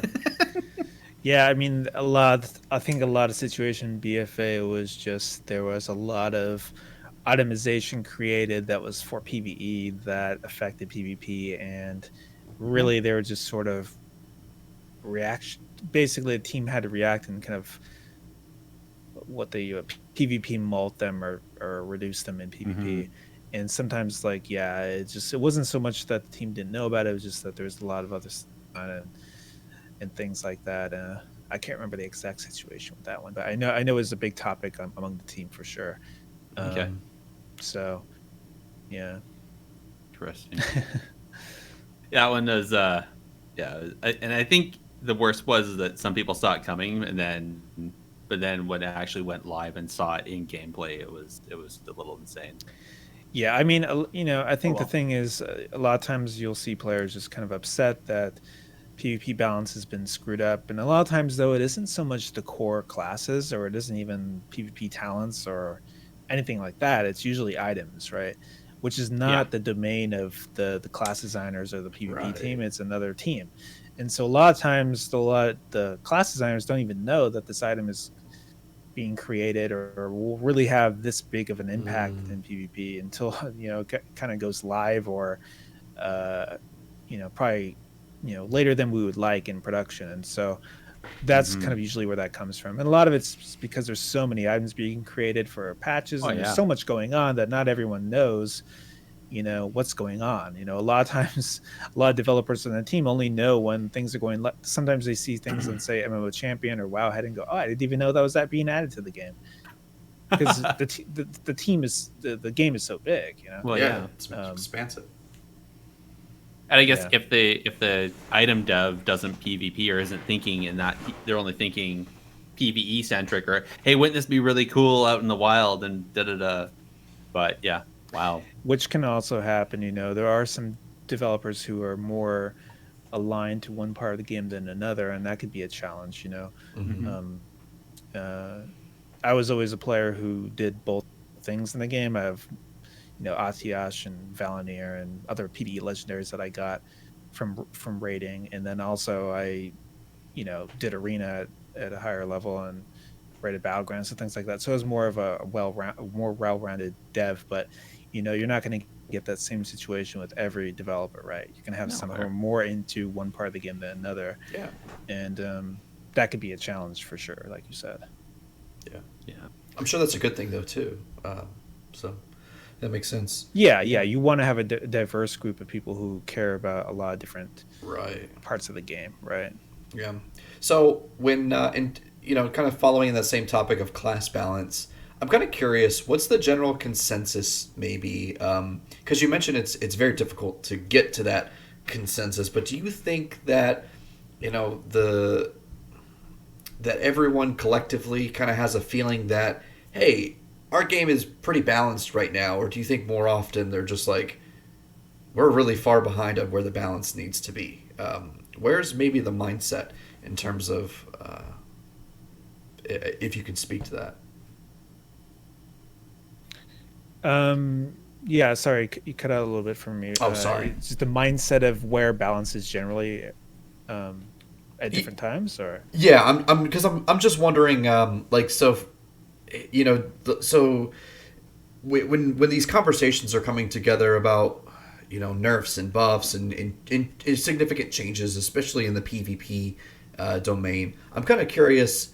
Are people coming and having a hard time coming to a consensus because there's more of an opinion that something needs to happen and it needs to happen now, or more of an opinion that and the game is really more balanced than you think, or just kind of wondering maybe where the side of the majority kind of lies. I think the challenge in consensus is just whether the change. Yeah, it's It valid depends or on not. what it is and like what the change is being advocated to change something. If it's just like nerfing the damage to something, that could be simple, right? If it's reducing the cooldown of an ability or whatever, if, for example, if you have Life Cocoon for Mistweaver or something, Life Cocoon is really good, or it happens too often, the PvP designers or the kind of suggestion for PvP could be like, well, make the cooldown longer or something like that. And that could make sense for PvP, but not for PvE. And so that's kind of where maybe an example of consensus could be a challenge, right? And Sure. so, and then there's always kind of, even when something sounds easy, like, oh, well, just make it different in PvP. Well, part of our principles, kind of the philosophy and principles on the team is just kind of, you want the game to be the game to be elegant and easy to understand. And so if you're going to have all these different rule sets for an ability, and you use it in PvP and it does one thing, you use it in PvE, it does another thing. When you use it in the open world, does another thing. Like that Yep. can be Oh not yeah. great. And so so it's always trying to figure out what the best fix is, or best way to address something, right? And so Sure. yeah, so those are some of the things that would kind of make consensus kind of a challenge. And again, some other times it could be something emotional. It could be someone's just like, they don't want this ability to be changed drastically in the game, or they feel it's fine. They feel like, no, that's fine. Players are just, they don't understand or something, right? That could also happen sometimes. And sometimes the players don't always right either, or they don't know what the best answer is either. Sometimes. And so that's part of what the role as a designer is to do, is to take all the feedback and hear all the perspectives and make a decision about what the best way to, Yeah. the best answer is. So do you guys? This might be a little awkward question, but are all players' opinions equal, or do you favor the opinions of some players over others? Well, I don't know. I don't know if it's just like kind of favoring one type of player over another. Sure, maybe, or put more merit in someone's. Yeah, exactly. Like in the same way that you might, say, hey, these guys play the game at a high level. Do we, you know? There was a joke at one point that a change didn't happen until Sea-Doo made a tweet about it. So. I'm just saying. Well, I mean, sometimes it's not so much that Sea-Doo making a tweet about it, or Sea-Doo in particular. It's just maybe that it got a lot more visibility when he said it, right? Or something like Mm-hmm. that, Of course. right? Sure. I think usually there's multiple ways you can interpret players' feedback. Sometimes it's long page threads on a forum or Reddit posts or tweets or you know someone on the team voicing a concern that they felt in the game, or or sometimes in analytics. Like sometimes you could tell that players are upset about something through data, and so there's all these different ways. I wouldn't say any of them are more important than another. It depends on what the content is, right? Like if it's going to be, sometimes they may listen more to the high end raid community because usually they're kind of on the front lines of Mm-hmm. different encounters or progression, and so they a lot of times they probably have more insight on that than someone else. But um, yeah, I think the team, they want the experience for the player to be enjoyable no matter who they are, Oh, for sure. and really the C-dos or the methods or whoever they are, and is kind of, they're a smaller percentage of the players, right? And so Mm-hmm. they're not going to do a change that only pleases them but upsets everybody. So Interesting. That makes sense. It seems like it just from the outside and only seeing when you're only looking at certain things, and when you see somebody make a post or something, and all of a sudden the change happens. For all we know, there could have been a forum post a month ago on it, and not being aware because we're not paying attention to that or whatever the case be. So yeah, well, that makes sense. sometimes you may see uh, a smaller number of players voice concerns about it or something, and the team has already have recognized it's a problem, is already thinking about solutions or implementing them. Mhm. And then by the time that they've come up with a solution, Sea-Doo may have tweeted about it, and then Sure. then you're going to correlate. Well, it's just they only did it because Sea-Doo tweeted about it. Well, Exactly. behind the scenes they actually were thinking about it. It's Yeah. just Yeah. so It's yeah, better it than just talk. depends on what it is. Exactly. Mm-hmm. It only there's only a lightning storm when I fart, because every time I fart there's a lightning storm. Right? Yeah, exactly. Precisely. Is that how the correlation works? Okay. Something Right. like that. So, oh man, so many questions. I want to change just slightly from specs over to maps. So Hmm. in the time you were here, you're at Blizzard.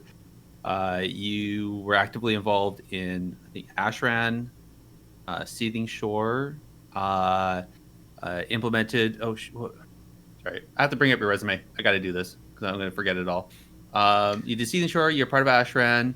You were part of the redo of Arathi and Warsong Gulch. You part of the arenas for Mukambala, Robodrome, Hook Point, and also the new Bastion arena. Um, that both of those are very varied. I mean, we got the epic battleground gameplay. We got the how Ashran played as a big tug of war. Oh, sorry, I also missed Hmm. Ashen Mainfall and Blackrock Hold. So these small boxes versus big boxes, different. Obviously, arenas are all about, first, it's King of the Hill basically, right? So Hmm. Hmm. what was that? What how did that go, from beginning to end? And I guess, let's talk Epic Battlegrounds first. The part of the Ashran, let's say, starting from concept to fulfillment, and also then later on, post mortem, the player feedback and reaction to those. How did that go, and how did that feel for you? Just a Yeah, small good question. question. Yeah, right, yeah. So It's yeah, I'll just give a little background. What I mainly did at Blizzard when I first started and for many years was classes. I did class design, gameplay for a long time. When I first started, I was more wanting to work on PvP content and system design. I work with the director on the Reddit Battleground system, which was something I cared more about. I thought I liked Reddit Arena, but I really liked the idea of rated battlegrounds because that is what my guild did in the Mm-hmm. game. Mhm. We really did competitive battlegrounds with the other faction on our server, and that was really the most thrilling thing for me. I really liked objective-based gameplay versus just Yeah. deathmatch. Yeah. But I did like Arena too. It just I felt like they weren't giving battlegrounds and whatnot a chance. And so, anyways, but when I first started, I was just so got pulled in to work on classes, so I'd had no time to really work on really a lot of battleground or PvP stuff. It wasn't until I think after the monk class was really the last class design thing I did until uh, Shadowlands that I worked on, Shadow Priest, Mm-hmm. and then that was pretty much the last two classings I worked on. But so yeah, and so after I worked on the monk, I did some other things. There's some R&D things on the team that didn't come out that I was working on. But then I also did a lot of content for PvP, which, yeah, like you said, is um, different battleground things, upreses of maps. I also worked on the upres of the Nagrand Arena and Blade's Edge and a couple others.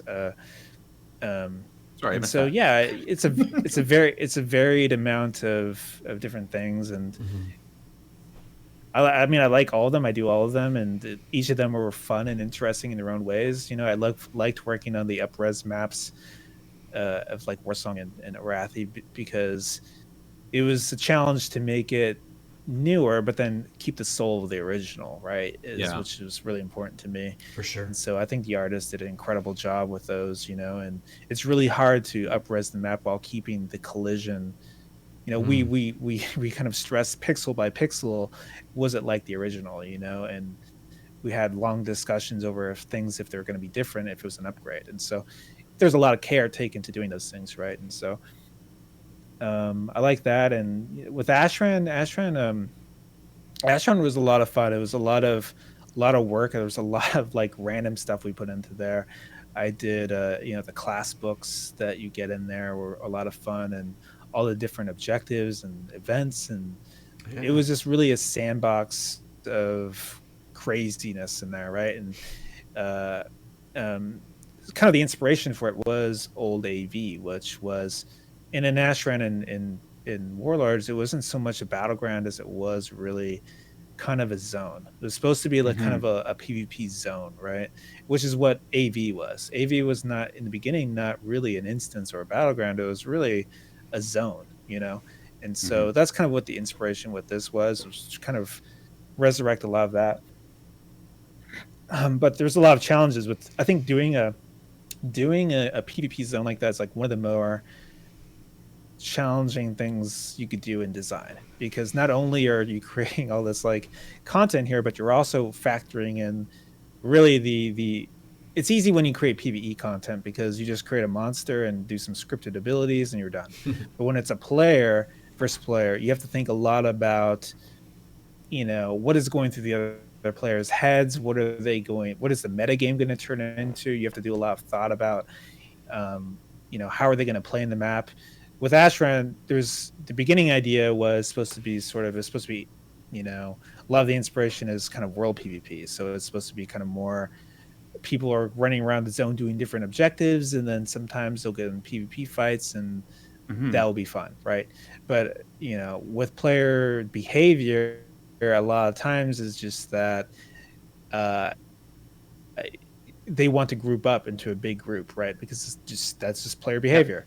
And so it's a challenge to create a zone that has all these different things around it, when the players will just kind of want to roll in a big Yeah. group because it's safety in Sure. numbers. It just makes sense from a human perspective, right? Yeah. And so that's those are some challenges when you design things like that. And so with Astron, it was kind of annoying.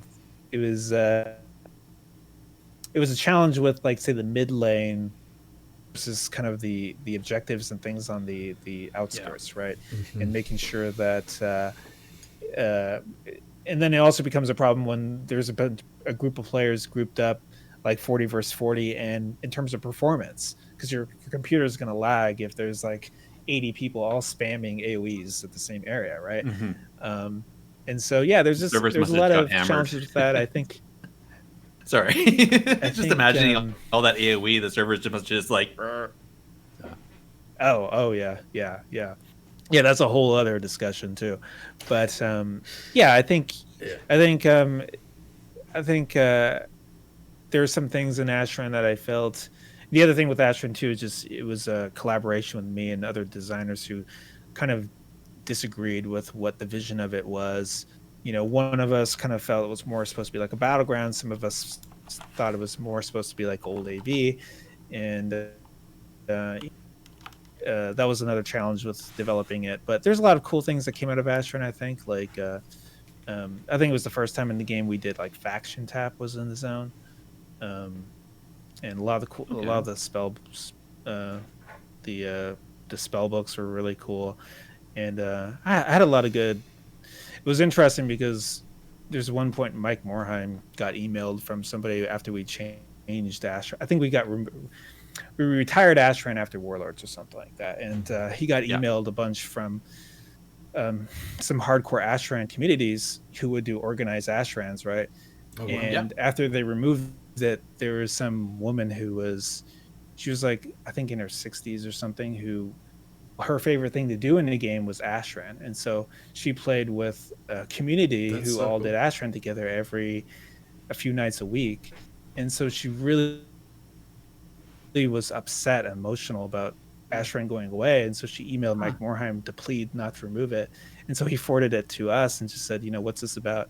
And so, I think what's interesting about WoW is WoW has so many different features, so many different content, and so many different people who play it, and so even when you don't like something or like some battleground or like some content, there's somebody out there who really does, and so you have to be mindful Hmm. of that. And so I think what what becomes a challenge, or what becomes something we have to think about, is sometimes we make players do some content that they don't like. Like there is this weekly that you do for Epic Battlegrounds, right? And some people really hate doing Epic Battlegrounds because they just don't like that gameplay style, right? And so Hmm.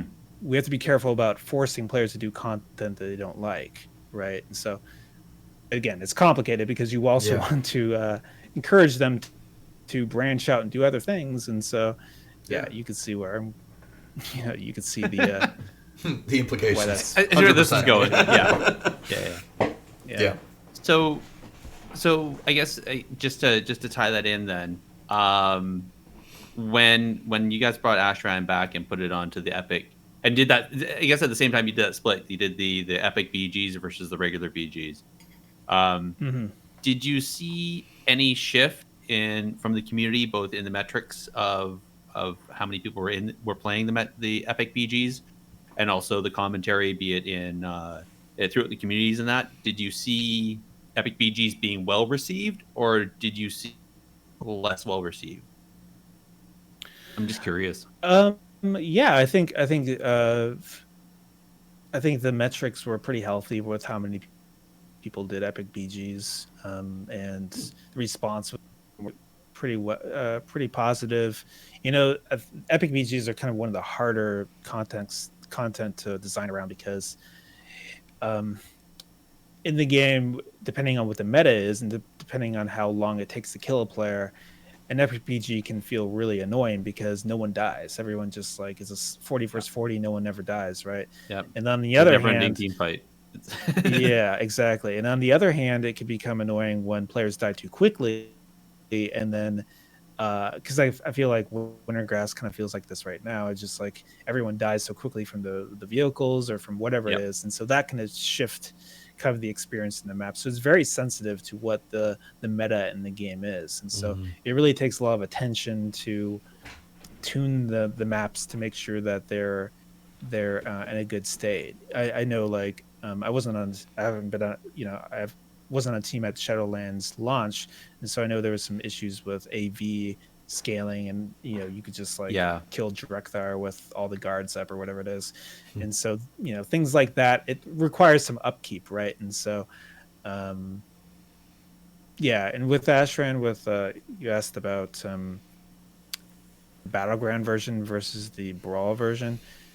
Yeah, really with Astron, it had so much going on with the events and all these other things that it didn't make sense to have for an Epic BG which is kind of like maximum. You really want like say a half an hour to 45 minutes. That's kind of on the longer side of how the match should be. And so Yep. Ashran is kind of supposed to be like an endless battleground, and so it didn't really make sense to put it into an epic BG. And so some changes had to be made for that. We added like a reinforcement count, I think, and some changes like that. And so we stripped a lot of the events and other side stuff out of the epic BG version, but then we retained that in the classic kind of brawl. And so if you're really somebody who loved Ashran as it was, which we had a lot of people who did really like that version of it, that experience, it does exist in that form. And so I think that's cool, yeah. having the different iterations for different people. I know a lot of people have really enjoyed the 6v6 versions of. Yes, absolutely. So that the question has often been asked of why isn't this now how RBGs are? Like, why don't we have 6v6 RBGs instead of 10v10, stuff like that? But I guess I think I remember talking with Jared one BlizzCon about that, and he was saying how a lot of those were just like really fun ideas of what we could do, what you guys could do with BGs. But I think the concern is that 6v6 and map size in such a large area, there's a balance there as well, and I think it has a bit of an issue. It's still not saying that you guys didn't want to do it, but then also again competing priorities and everything else. So yeah, I agree. I do definitely like that brawl when it's up, because it does feel like it's a little more skill based. It's a little more exciting. It's kind of a mix between BGs and Arena in some ways, right? Yeah. You definitely feel the impact of each individual player a lot more in 6v6 than you do in say 10 or 15 versus 15 or whatever it is. And so yeah, I definitely agree. I think it is a great format. I think the challenge with that one is not every map works with 6v6. Arathi Basin is really not a great map in 6v6. And so the question is, if you're going to change rated to 6v6, let's say, what do you do with some of those maps, right? Maybe you create new maps that are more conducive to 6v6, but then Arathi Basin is one of the more enjoyable battlegrounds for a lot of people, and so is that okay? And so it's complicated, but I definitely think the team and I like 6v6, and so I think it's a possibility that you may see that grow in some way in the future. Did you just confirm a 6v6 Maldraxxus BG? Is that what I just heard? Yeah, that would be fun. There it is. What do you think the Maldraxxus BG should be? What kind of gameplay do you think? Oh, honestly, I think it should be a flag King of the Hill in the center of the arena. So you have the Coliseum there. Yes. But have the Coliseum, have the map actually go to outside, so you can actually run around outside of the Coliseum. Yes. But I like that. Yeah. And by defeating other players, you consume their power, and you just get bigger and bigger and bigger. Exactly. Yeah. Yeah. I like that. But it only works if you're undead, because you actually eat them. Mega elites. Yeah. Yes. I like the idea. I think I really love some of the best things about WoW is the world, is the zones, right? Yeah. And so I'm always a big advocate of doing more arenas and more battlegrounds, just because I love going into the BG and getting a slice of that expansion of that kind of world in the battleground. I like going into Eye of the Storm and going, oh yeah, I remember Nether Storm is so cool. Yep. Whenever I play with my friends and we queue a battleground, we get different battlegrounds. Everyone always remarks about how the nostalgia they had for that zone, and you hear the music and it brings you back. And so I think as battlegrounds and arena are a great way to kind of put that zone into kind of a time capsule, and that you'll always kind of experience every time you queue. And so it kind of makes it, it just kind of keeps it fresh, right? It keeps it in the rotation, keeps you there, because a lot of times you don't go back to these old zones day to Yeah. day as much, right? And so Yeah, for sure. I definitely agree. There's the zones and Shadowlands are amazing, and I would love to see more arenas and battlegrounds with those zones. It's just a question of, do they have the time, the budget to do it? And so Yep. yeah, I think it's, And if you care about those things, you should make your voice heard on the forums or on Twitter or whatever to ooh. to advocate. Okay. So, what's the best place? Is the official forums the best place to reach a dev's ear, or because I've heard Reddit, That's a I've good heard question. Twitter, I've heard like as far as I know, Yeah, the it's a good community team kind of question. goes through everything, right? Yeah. They There's no do, like, and yeah, there's no one place. there's no real one place. I think good question. I think a good idea is Yeah. We'll put a pin whenever in they that do an one. AMA or some sort of community question or something event, Mhm. you could ask the question there, advocate it for it there. When Ian answers questions in one of those update videos, things like that. I think Sorry. that's a good, because you get it in their mind fresh, Yeah. when they see Yeah. that. So I was laughing because somebody in Twitch chat just said Asman Gold chat. I was laughing at that too. exactly, Yeah. that's where they're all at. They're all reading Asmongold's chat. Yeah. Don't you guys just have that streaming in the back? In Yeah. some boardroom or down in the cafeteria. It's always Asman Gold sitting up there. Yeah, they do have random streams in a lot of the coffee rooms that rotate around the different streams. So yeah, Oh, I was sometimes joking. Sometimes you do see. Yeah, sometimes you do see Asmongold stream while you're Oh having wow, coffee in a room. Yeah. He's just having that's funny. coffee. Blizzard. What's that? Yeah. Yeah, I'm just imagining gosh. Yeah. watching his stream in HQ or whatever. Just been like, Man, oh man. Suddenly, I'm just imagining a bunch of people sitting around in a Blizzard office, drinking coffee, listening to Blue Please in the old Warcraft radio days. Yeah. Oh my gosh! All right. I just realized we've been talking for almost 2 hours here. Yeah, we probably need to be. Wow. Yeah, that's and I kind of kind of, blew by. yeah, Man. and I kind of promised you only about 2 hours. It's up to you, Chris. We can keep going for a little bit longer, or we can start going to the tail end on this. How you feeling? I could probably do like at least like 15, 20 minutes or so. I do have like a raid I got to get to at 7, after a little bit after 7, but yeah. Okay. Well then, Yeah, we're gonna try to do next on Classic, but we'll see if that Ooh. happens. It might not happen. Nice. wow. How do you feel? Because my understanding is that they got rid of the attunement requirement to get into Nax on Classic. Is that true? Because there used to be the attunement you had to get where you had to have to be able to get the orb to then portal up to get into Naxxramas during vanilla. Did they get rid of that for Classic? Oh, I guess maybe they did, because I think the only attunement I did was just the rep one, right? Okay, so maybe There's it's there's the a rep one. requirement. Yeah, Okay, yeah. that's the attunement. Or is maybe the I rep did the requirement. quest and forgot. That's possible too. Yeah. All right. Sorry.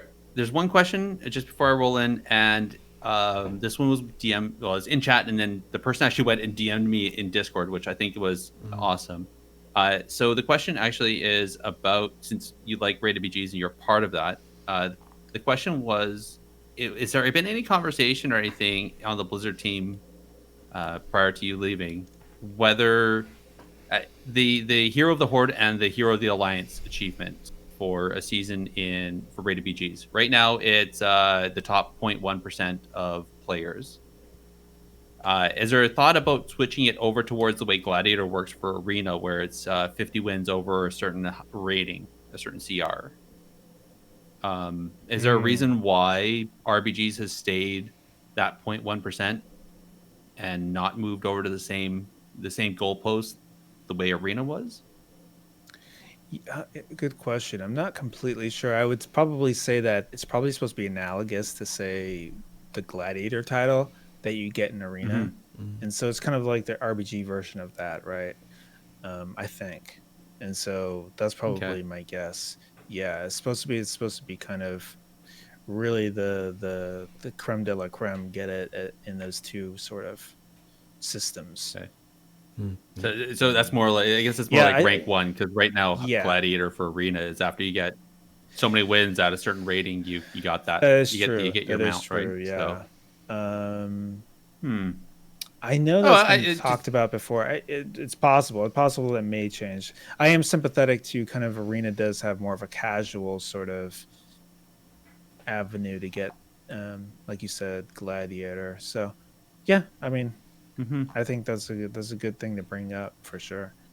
Okay. Um, It was just curious if that had been a conversation or not. So mhm. it sounds like I it definitely, hasn't yeah, from how you're yeah. I talking. mean, I definitely, I think RPGs could use a little more oomph in terms of cool rewards that they get, um, Yeah. for sure. And so, yeah, that I sounds like a good cool idea. Yeah. yeah. Nice. I always really enjoyed them. All right, Andalyn, you get the epic question. I'm going to give it to you. Okay.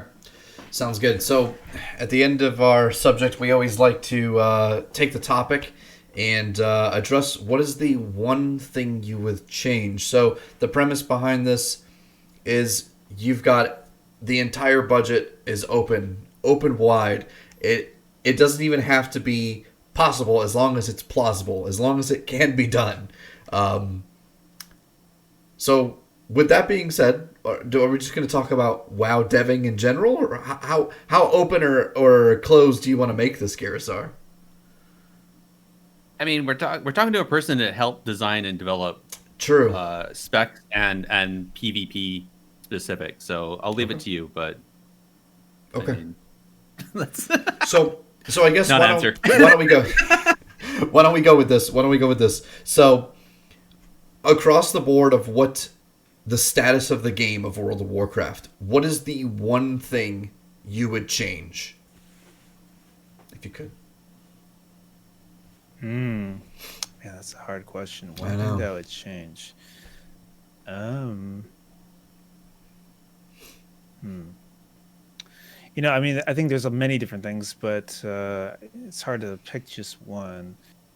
Um, one thing I think coming to mind now, just talking about VGs, is I think it'd be really cool if there is more of kind of categories of battlegrounds and they're more about gameplay type, right? And so you have like Warsong and other capture the flag maps. So you could have like a capture the flag category and a domination category, or a Mm-hmm.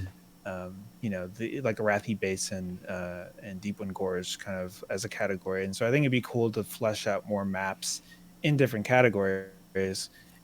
And then maybe it'd be cool if each season there's a few of the categories that are active. Or one thing I used to like about Classic, and I think it was in PC even, is just there'd be like kind of battleground weekends where there'd be like a type of battleground.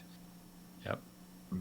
And so it We was like call it Warsong arms. weekend. So everybody did Warsong, and exactly. And so, it'd be cool if that was brought back, but instead of it just being a specific map, it was kind of a category, right? It's like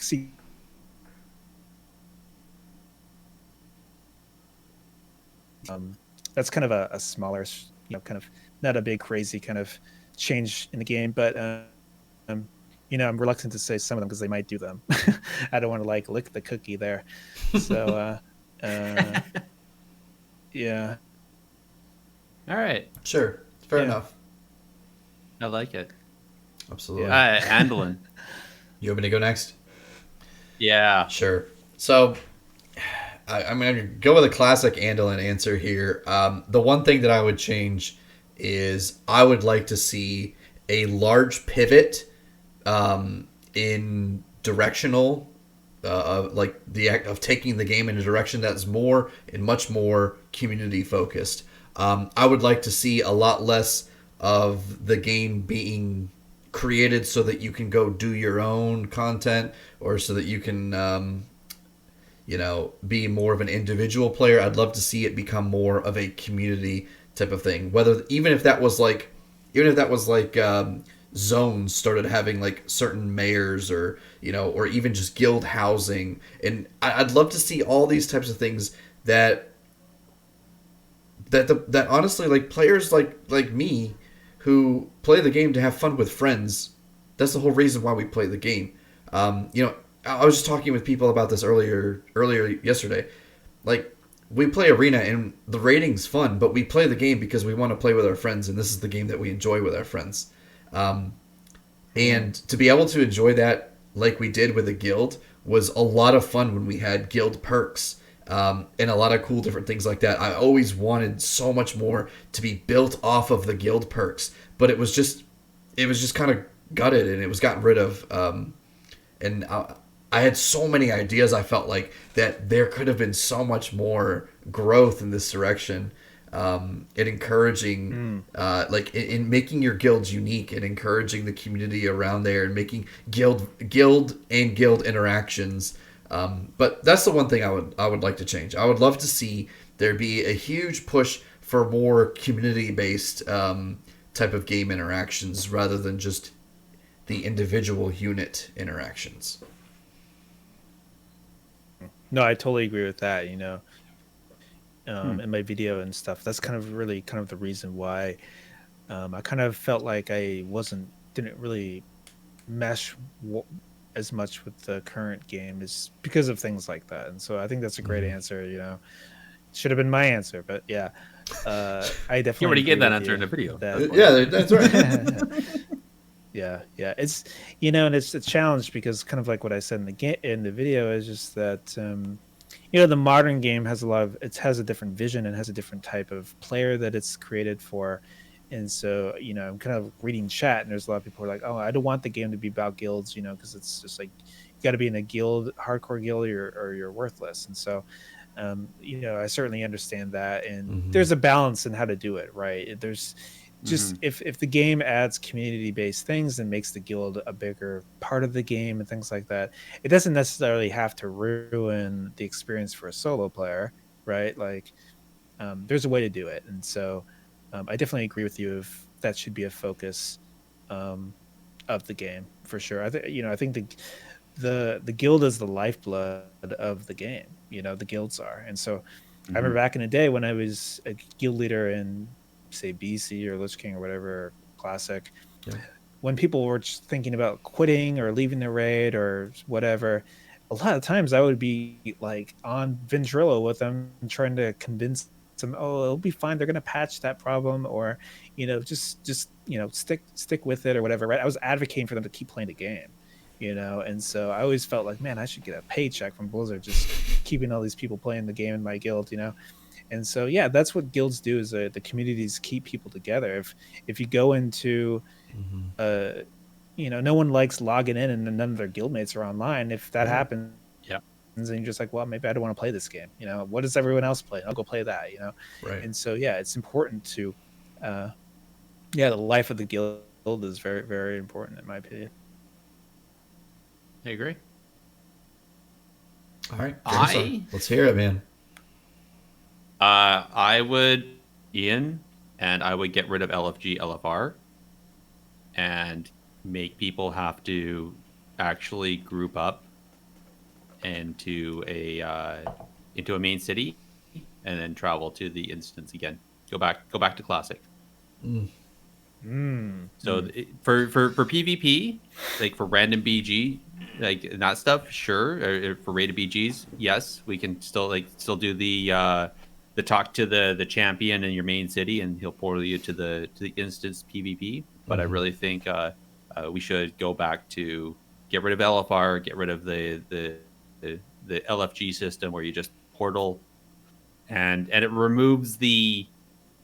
I've seen too often where people just try to punt people out of a group just because they're not pulling what they think is ideal DPS or HPS or whatever, and they're not willing to at least work with the person. Even it's easier to just punt the person and wait for the next person in the queue to just appear.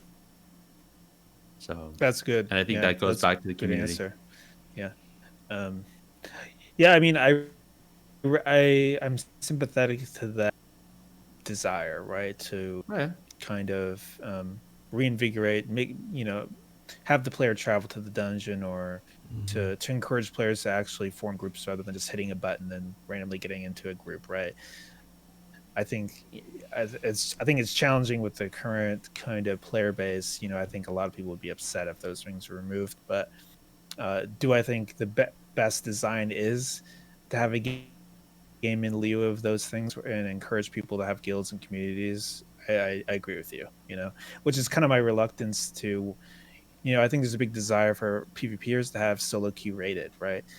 And Right. but I think really when you think about it, I think a huge problem in current games today, especially multiplayer online competitive games like League of Legends or Overwatch or whatever it is that there's a lot of toxicity in these games, and a lot of toxicity is created From when you let players solo queue into competitive multiplayer matches where their progression is hinging on the other players winning the match with them.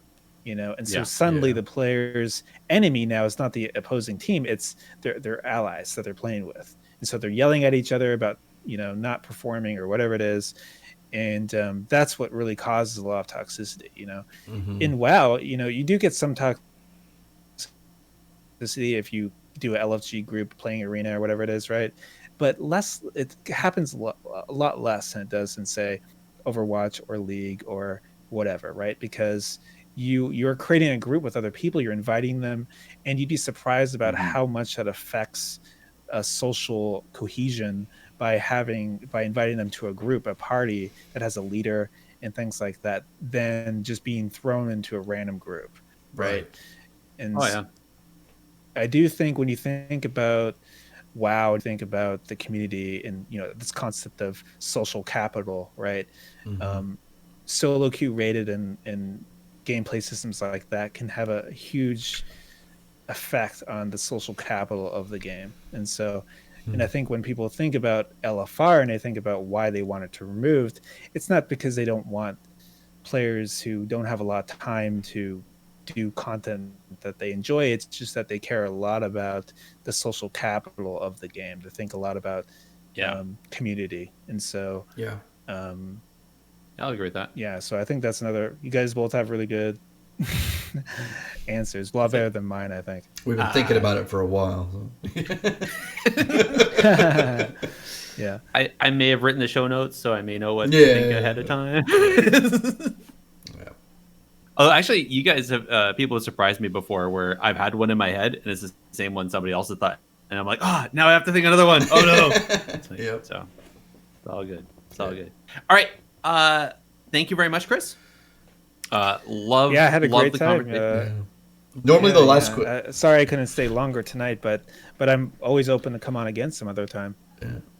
Awesome. That would be amazing, I think. All right. Well, I'll let you, since you have raid in that, we'll let you go. And we'll roll through the rest of the topics of interest that we talk about, which is the events and the news that we've seen. All right, cool, great. All right.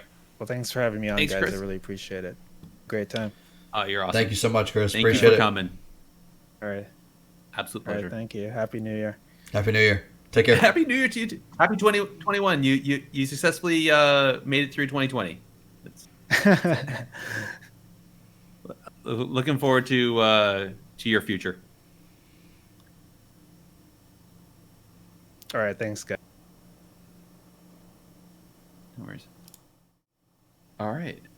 I think. All There right. we go. I'll let. Okay. Yeah. So Where are we at here? I feel like the last question is normally how do we kill you, but I didn't think that was appropriate. So I think we should move on. that only works when we're talking to somebody about a spec. That's right. Yeah. I was like, wait a second. Don't we have another question that we got? Like, oh wait, yeah. Awkward. Yeah. So, as a disclaimer, we don't want to cause violence to anyone. We love everyone here at Warcraft Radio. No. But let's talk about. That's not true. We talk about fighting people all the time. That's right. We don't like the Alliance. I forgot. I'm sorry. Yes. Wait. What? No, we don't like the Horde. Man, I had you on board there for a solid good bit there, but actually, I can't even really hold that true because I switched over to play Horde with you. So okay, well there you go. Can I even be anti-Horde anymore and be like, I'm so confused now? Yeah, you can fluctuate it. It's no big deal. But anyway, let's talk about some of these actually confused upcoming WoW PvP events. Yes. All right. Are we? I'm not hearing the bumper. No, it's okay. You won't. Okay. Confused. All right. Dalaran Gaming still doing his 5v5 1v1s. Go check him out as always over at twitter.com/Dalaran_a rogue. And Flark took a little hiatus on his 3v3 tournaments over the synergy. The synergy tournaments really is not just him. But he said that they're taking a small hiatus. They should be starting up again soon. Just didn't really give me a time frame on that last time I talked to him about it. So we'll see. But either way, if you want to keep an eye out for that, just join his Discord. You'll see the news there when it happens. And if anybody doesn't know what those are, they are a free-for-all 3v3. You don't have to have rating. Just show up. He'll put you into a team. It's all free agents, basically. And then you compete for the ability to say that you won. And lately, there's been cash prizes with that. So go check that out. And do you want to give a rundown on the Blizzard tournaments that they just announced? Absolutely. So we also have the Blizzard tournaments, the WoW esports, if you will, coming up here just on the horizon. The AWC and the MDI are just about to kick off here starting this month in January of 2021. The AWC will be coming up first on the weekend of January 15th and 16th. EU will be happening on the 15th and NA on the 16th. Likewise, MDI will be starting up, and they'll be kind of alternating weekends there, kind of moving forward. That schedule can be broken down into more details, and you can check out those at their Game Battles site. So I guess they've swapped over to using Game Battles as opposed to Battlefy as what's been used in the past. But yes, they have. And actually, I noticed when I went over there, they're asking for players to tie their BattleNet to Game Battles, which allows them to sync up better for eligibility because you have eligibility requirements. And they have free agent signups. So not only for the MDI, but also for the AWC, there's a way to sign up as a free agent. So if you don't have a team, you can use that to find a team. Yeah, and they also have links there for their Discords. So for EU or NA, you can go over to their Discord and also look for other players to play with.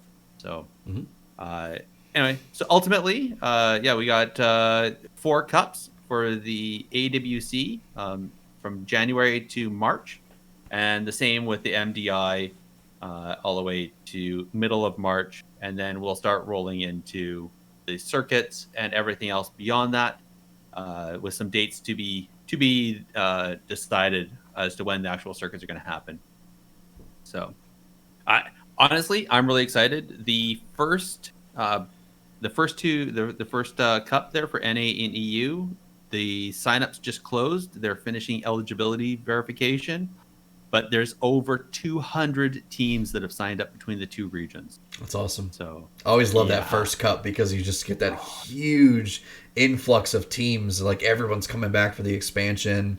I remember right at the beginning of BFA when they just had this we have tons of teams signing up. I think that was right when we had David on the show and we were talking with him about the WoW esports coming through BFA and stuff like that. But that same type of thing, that first cup is always really fun to kind of see and kind of see who's maybe new teams kind of coming onto the scene and in your usuals and kind of see how things have kind of changed in the off season, so to speak. So I think it'll be really exciting. And so I'm looking forward to that as well. Do you know what I'm more excited about? What's that? What the eye level and the renown level is going to be.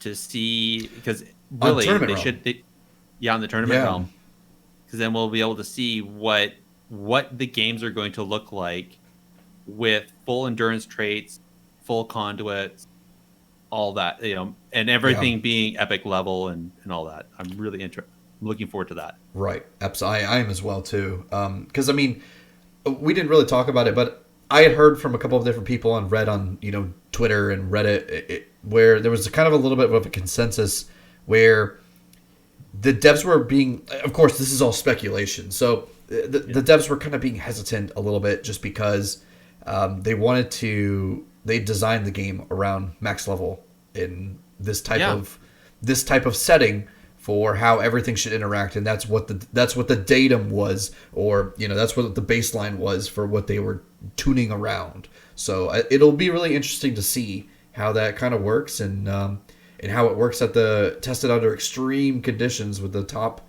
echelon of players. Exactly. Get to see what the game was designed to look like, not where we're at, where we're still building up. So yeah, absolutely. Awesome. All right. Well, as much as that sounds like a lot of stuff, that's unfortunately all there is for events right now. I will throw that out there. I know it's a new year. I saw that I think it's Diabolus is going to be doing their death bowls again. Mm-hmm. So keep an eye out on their social media when they're going to be putting that out. I'm going to keep an ear out to that as well, and make sure that we talk about it the next time it shows up. But as far as that, if you happen to know of any events that are upcoming that we've missed, please let us know. Twitter or email over at the Warcraft Radio Discord, and we'll make sure we try to spread the news. All right. Speaking of news, let's get into that last little bit, and then we can sign out. All right. All right. Let's talk about the news. All right. Millhouse a little truncated there, but that's all right. Millhouse. Yeah. Sometimes he likes to go off the script. Yeah, he does. Well, quickly, hot fixes, because there's always hot fixes. Not really much for PvP. No. I know everybody was really excited. They were hoping, Christmas break over, devs are coming back to work. We should start seeing some PvP hot fixes. Not so much. But I'm still really hoping there's some PvP hotfixes. Mm-hmm. I expect that we'll probably see something by next week. It's going to still be I'm gonna be honest. It's gonna turn the first cup into a bit of a hot mess, because it's probably going to affect the first cup. We'll see what that looks like. Yeah. But in the meantime, you can go take a look at the hotfixes as well over on the official news blog.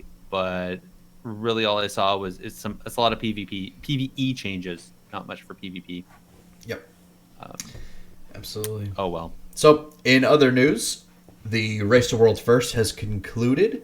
We have got our finalist. Big congratulations to Complexity Limit for taking this tier of the Race to World First. This is their back-to-back wins. Also, a huge congratulations to Echo, Pieces, Fat Shark, yes, Skyline.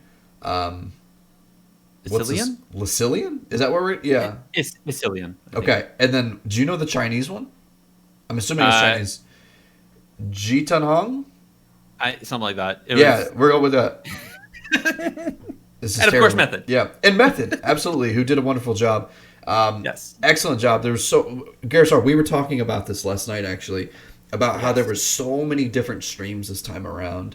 And so many more guilds are saying and taking that initiative to say, hey, let's get involved in the space. We could put our progression out.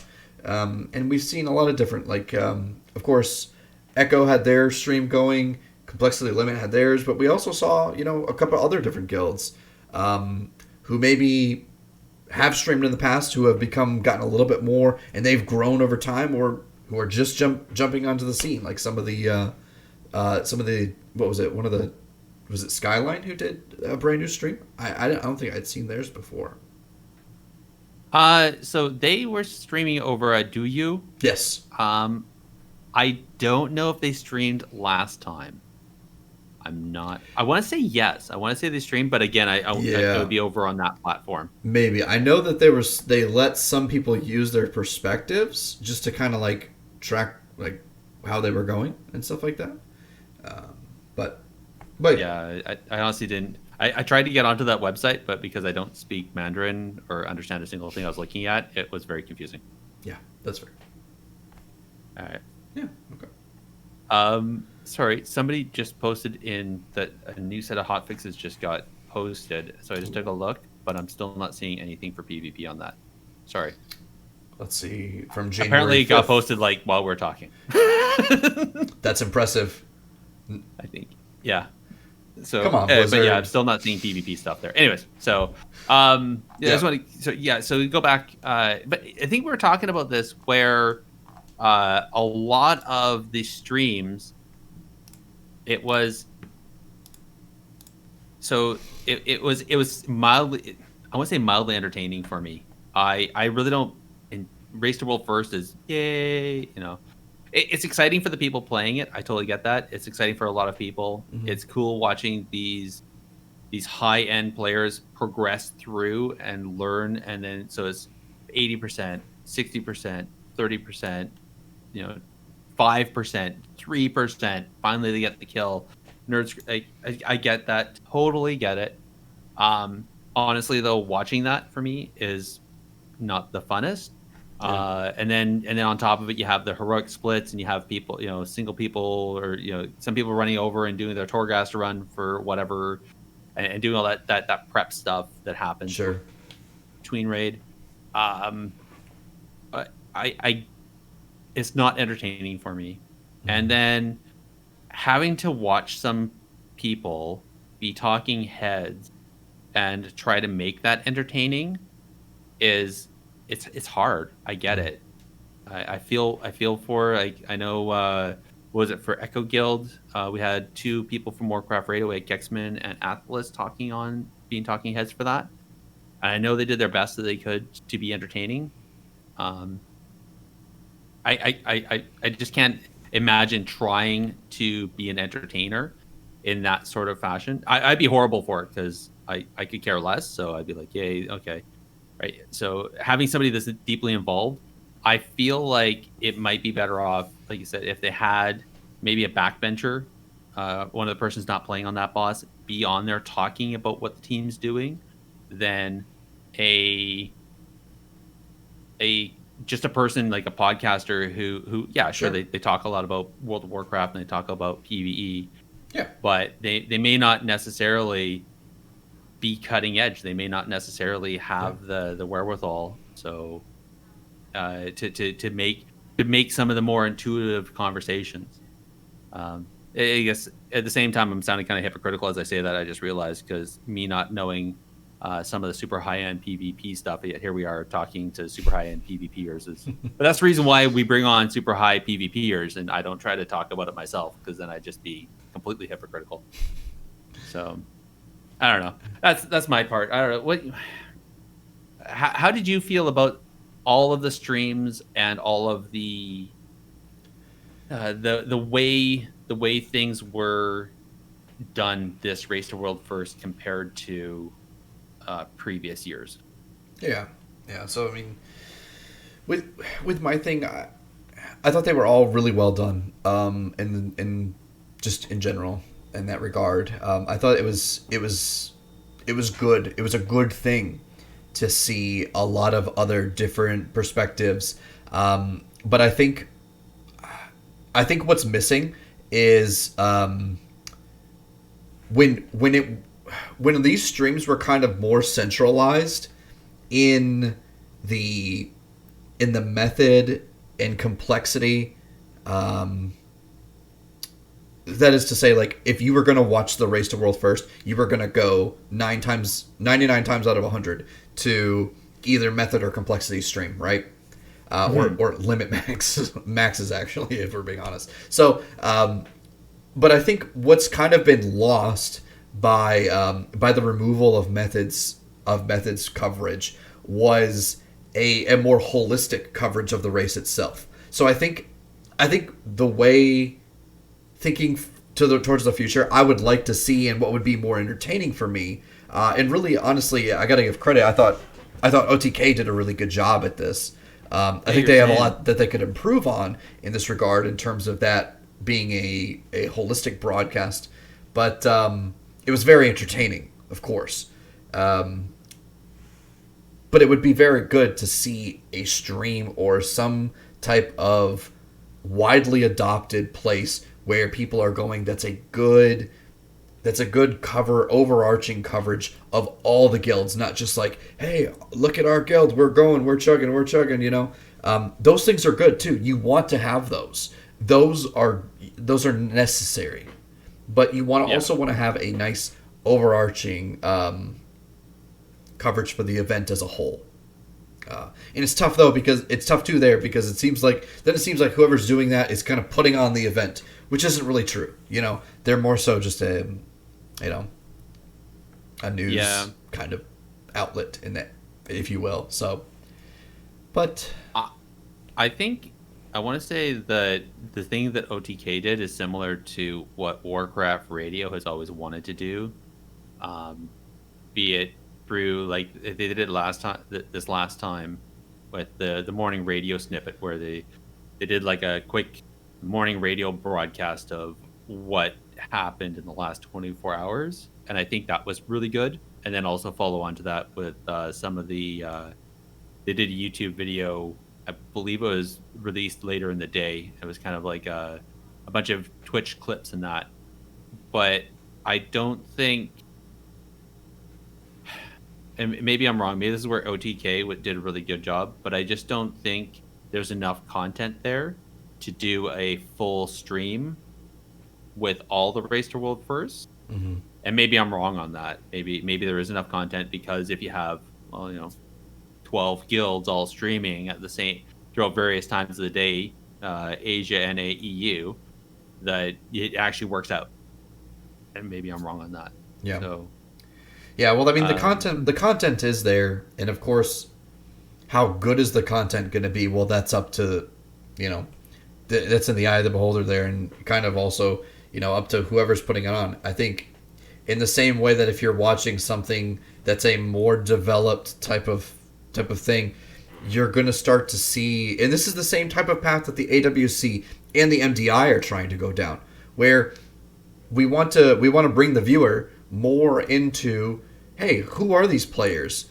How can I as the league provider or something like that give you a better glimpse into this guild? What if there were snippets about, like, hey, this is Midwinter, this is the guild leader, this is his favorite ice cream flavor, whatever. I don't know. Like, that's really simplistic, but it's to convey the point. Vanilla. Probably. So there's a lot of content that I think can be made that draws you deeper into the race and makes you feel more attached to it. Because I think as PvPers, we can oftentimes feel detached or detached from it, because it's not the type of content that we consume regularly. It's definitely not what we're playing regularly if we're strictly PvPers. That's not true for everyone, but for a large majority of us, that there's an element of truth to that. So being able to kind of delve deep into the mechanics, and include content made by other content creators like Fat Boss, and from Bellular, and these other types of content creators who do a really good job at breaking down the boss fights.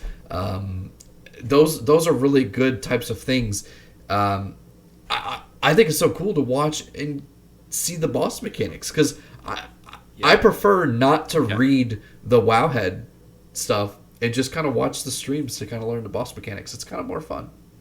Okay. I get that. Like, I don't know how many times I used to watch a fat boss guide on how to take down a boss. Okay. Yeah. Well, we'll see. Again, it's always a morphing tapestry. It always changes every time. So yeah, this is maybe OTK will do something bigger and better next time. Maybe somebody else will see what they did and how successful it was and try to mirror the same thing, or take it to the next level and make it better. We'll see. Yeah. One other piece of news, I thought this one was interesting, in the fact that, in case anybody's listening and you work for a gold boosting community, Yeah, so there was a person who had a second or a third WoW account, and on that account, they were using it to mac with a macro to spam trade chat, and they got silenced.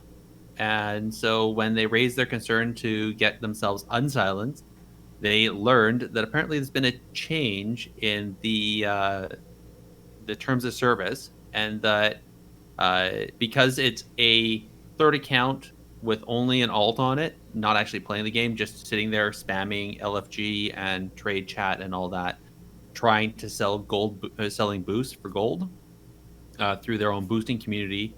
They got their silence removed, and then their account got subsequently banned forever, and 100 million gold got lost into the account. Mm.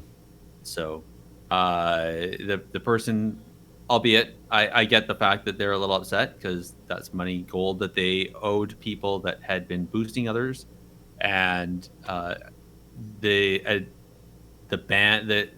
the stipulation wasn't announced anywhere. So as I said, it's like, imagine showing up to work one day with a green shirt on and then getting fired because green shirts were banned from being worn at work, but nobody told you. That's how they looked at it.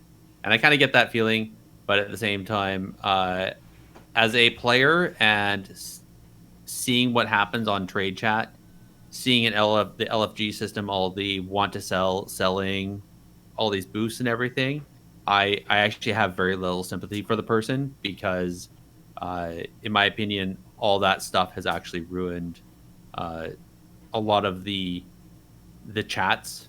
I don't know. How often do you remember sitting in trade chat and actually, or general chat, and actually having a good conversation with somebody? Now you can't even do that because you might get one line in and then it's completely lost in 50 lines of, my guild is looking for people, want to sell raid, want to sell mythic plus, want to sell some raiding something. I mean, by the time you get to type again, it's 100 lines have gone past, and it's annoying as heck. So Yeah. especially on high populated servers. So anyway, personal. I know it's not PvP related, but in a way it is, because I know that there are a number of high rated players that actually sell coaching for gold. And if they listen to this, that's your bit of a warning, is make sure you're doing it on your main account and not spamming on some tertiary alt account, because Blizzard will notice that, you know, the level 5 gnome sitting in Ironforge spamming trade chat selling Mythic Plus runs and has 100 million gold sitting in the bank account likely isn't actually playing the game. So, all right. That's it, bud. Holy moly. Sure is. 2.5 hours. That'll do it. I want to thank everybody for sticking around with us. That was awesome. Yeah. This will definitely go down in one of those Hall of Fame shows that we're just like, yo, remember that time we talked with Chris? Right up there with the Morgan Day type of episode. So, number 120, kicking out 2021. Definitely a good one. Yep. So start off big, right? Absolutely. Absolutely. So, Gerissar, do you have anyone you want to shout out to? Honestly, it's the chat room, the third co-host. Thank you, everybody, for joining us and keeping it cordial in chat. I was watching everything that was going through there, and I really appreciate it. People were, albeit passionate, but still keeping it cordial, and I really appreciate That's trade a good chat.